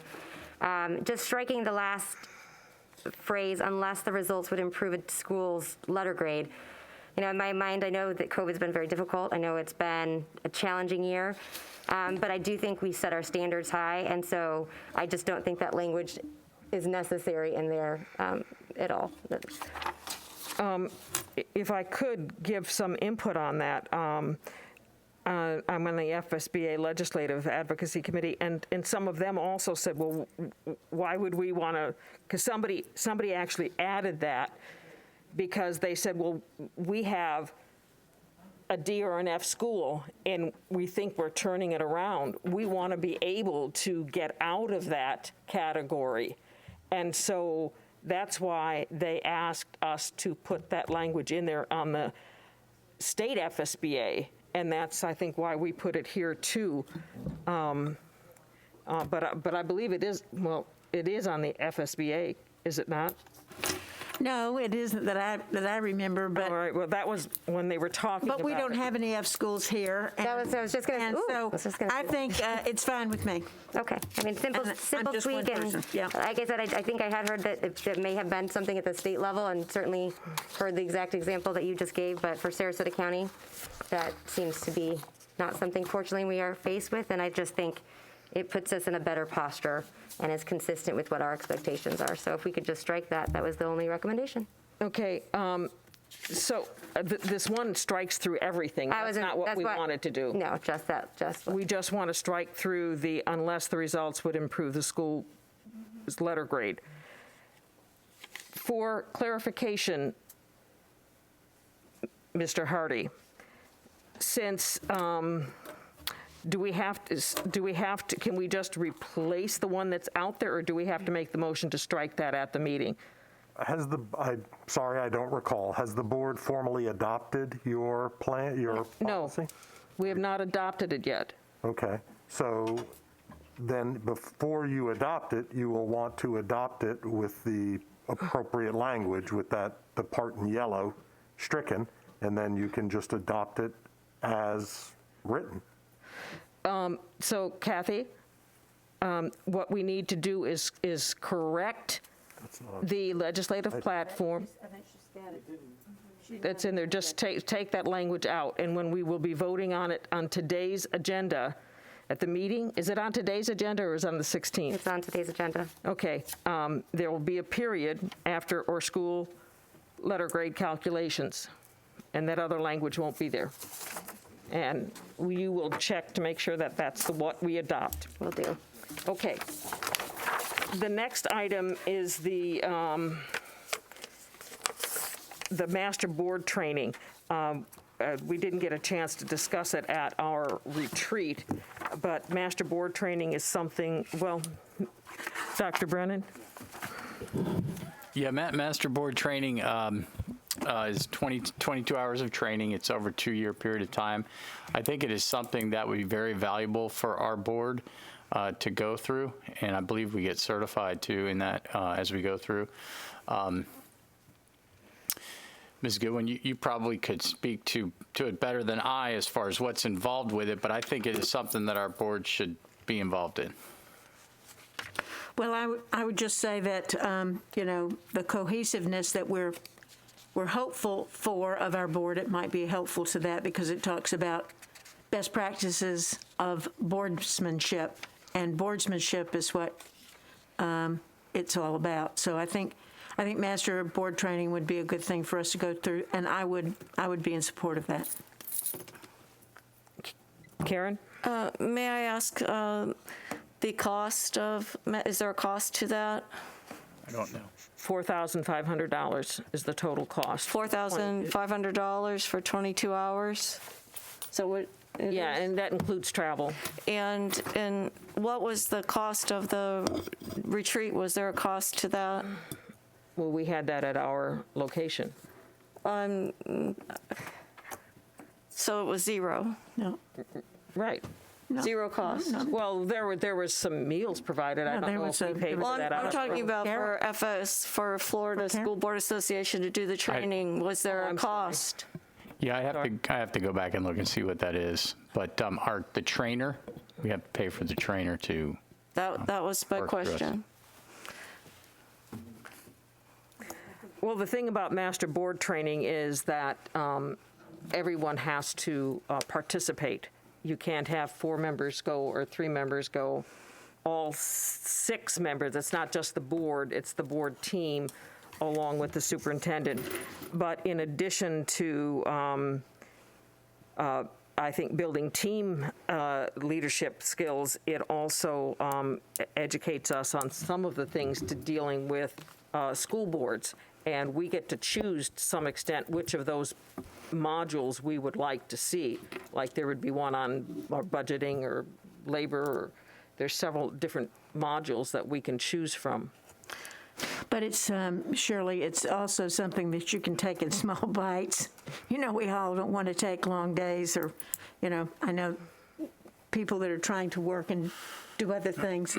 So it's something that you could break up into smaller segments, which I kind of like, you know, like We 3 or can 4 do a hours. full day or a half day sessions. I would be interested in what all of our options are. If the only option is Florida School Board Association, and what are those modules, and where is the commonality, and where each of us brings skills and experience to this board, that we are going to have a end goal that aligns to the strategic plan that we hopefully have relatively in the near future. So it seems like we're potentially putting the cart before the horse, so to say, where we don't have a strategic plan. We're looking at professional development, and again, what are all of our options? How would those modules complement us supporting that plan? The Florida School Boards Association is the state association for school board members. It's the only one that does the training, I believe. There's some smaller group organizations, but it follows what the state statutes require of school boards, and training on that is what it is. Bridget? Thank you. Well, and I, for the record, I have no objection with FSBA per se on this aspect. I just think I actually am more in line with what Mrs. Rose had mentioned as far as, you know, thinking about what our retreat was, and part of me really thought we were going to be more focused on our strategic plan, because I think that only allows us to hone in and focus and keep moving forward. And so, you know, I agree we want to find ways to work together, but I think that's a great starting point. What I'd rather invest time and money in is something of that nature, starting with our strategic plan, and then build around that. I think it's just money well spent, it's focus, it's time well spent, and I think in that it will continue to, you know, move us forward in a collegial, focused, respectful way, and laser focused on our strategic plan. So that I think that makes more sense and better use of time overall. Mr. Asplin. So what if this is an idea that we can ponder and hopefully everybody agree to, is if I go ahead and get the modules that are involved with the plan and be able to put them on paper and hand them to you, so that we all know what the modules are and what the purpose is behind each module, and then at that point also talk about the timing, like what you're saying, Bridget, is maybe if these modules do look like something that we would want to do together, then we look at the timing of that, whether that's after we create the strategic plan or during the time that we're creating that. I know that on Friday, I did enjoy Friday, sitting with all of you and listening to all of your thoughts and ideas and expectations. I thought it was fantastic. I hope we can, you know, continue to do that again. And I agree. I think the strategic plan is definitely something that we all need to revolve around, and we're going to create that this spring. So if we have the strategic plan, we're all focusing on that, working together. And if I know I've never been through master board training. I just have heard about it from other board members, even in other districts. They participate, they like it, they enjoy it. It has helped them as boards. But I can certainly get the modules so that we understand exactly what it is and talk through it and see if it is something that we want to do.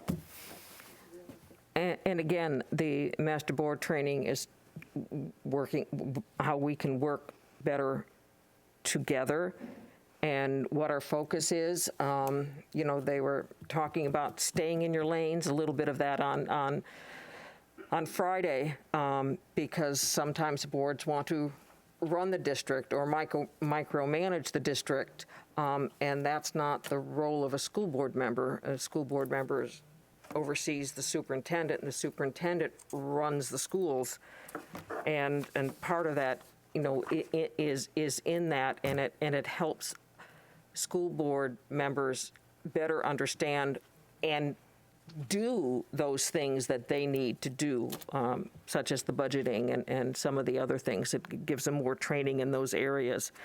Again, it doesn't help unless all of us are in it, and I think it makes it better, but I would appreciate you getting those other things in there, and I would appreciate if other members, I don't know, did everybody get this thing when they passed this out? Was it with our... I can't see what you're holding. It's the master board training. It got sent to us. No, I didn't get it. A couple of, it was dated 1/26/21.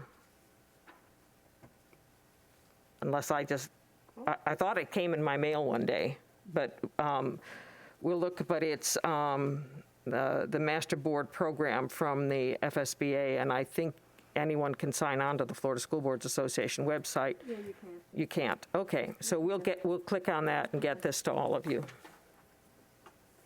And that completes the agenda except for member comments.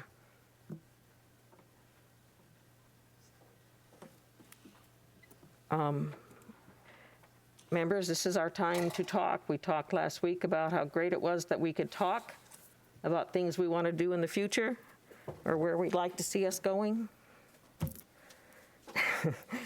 Maybe when we can get back around in that circle, we can feel more comfortable doing that. And at this time, I guess we will adjourn the meeting, and I believe we will have a reception for Mr. Art Howder, who is retiring as our school board attorney, but you'll be at the meeting tonight, correct? All right, can we have your retirement party before the meeting rather than after? Absolutely. Okay, so with that, we stand adjourned, and we will come back here at 6 p.m. for our regular scheduled board meeting.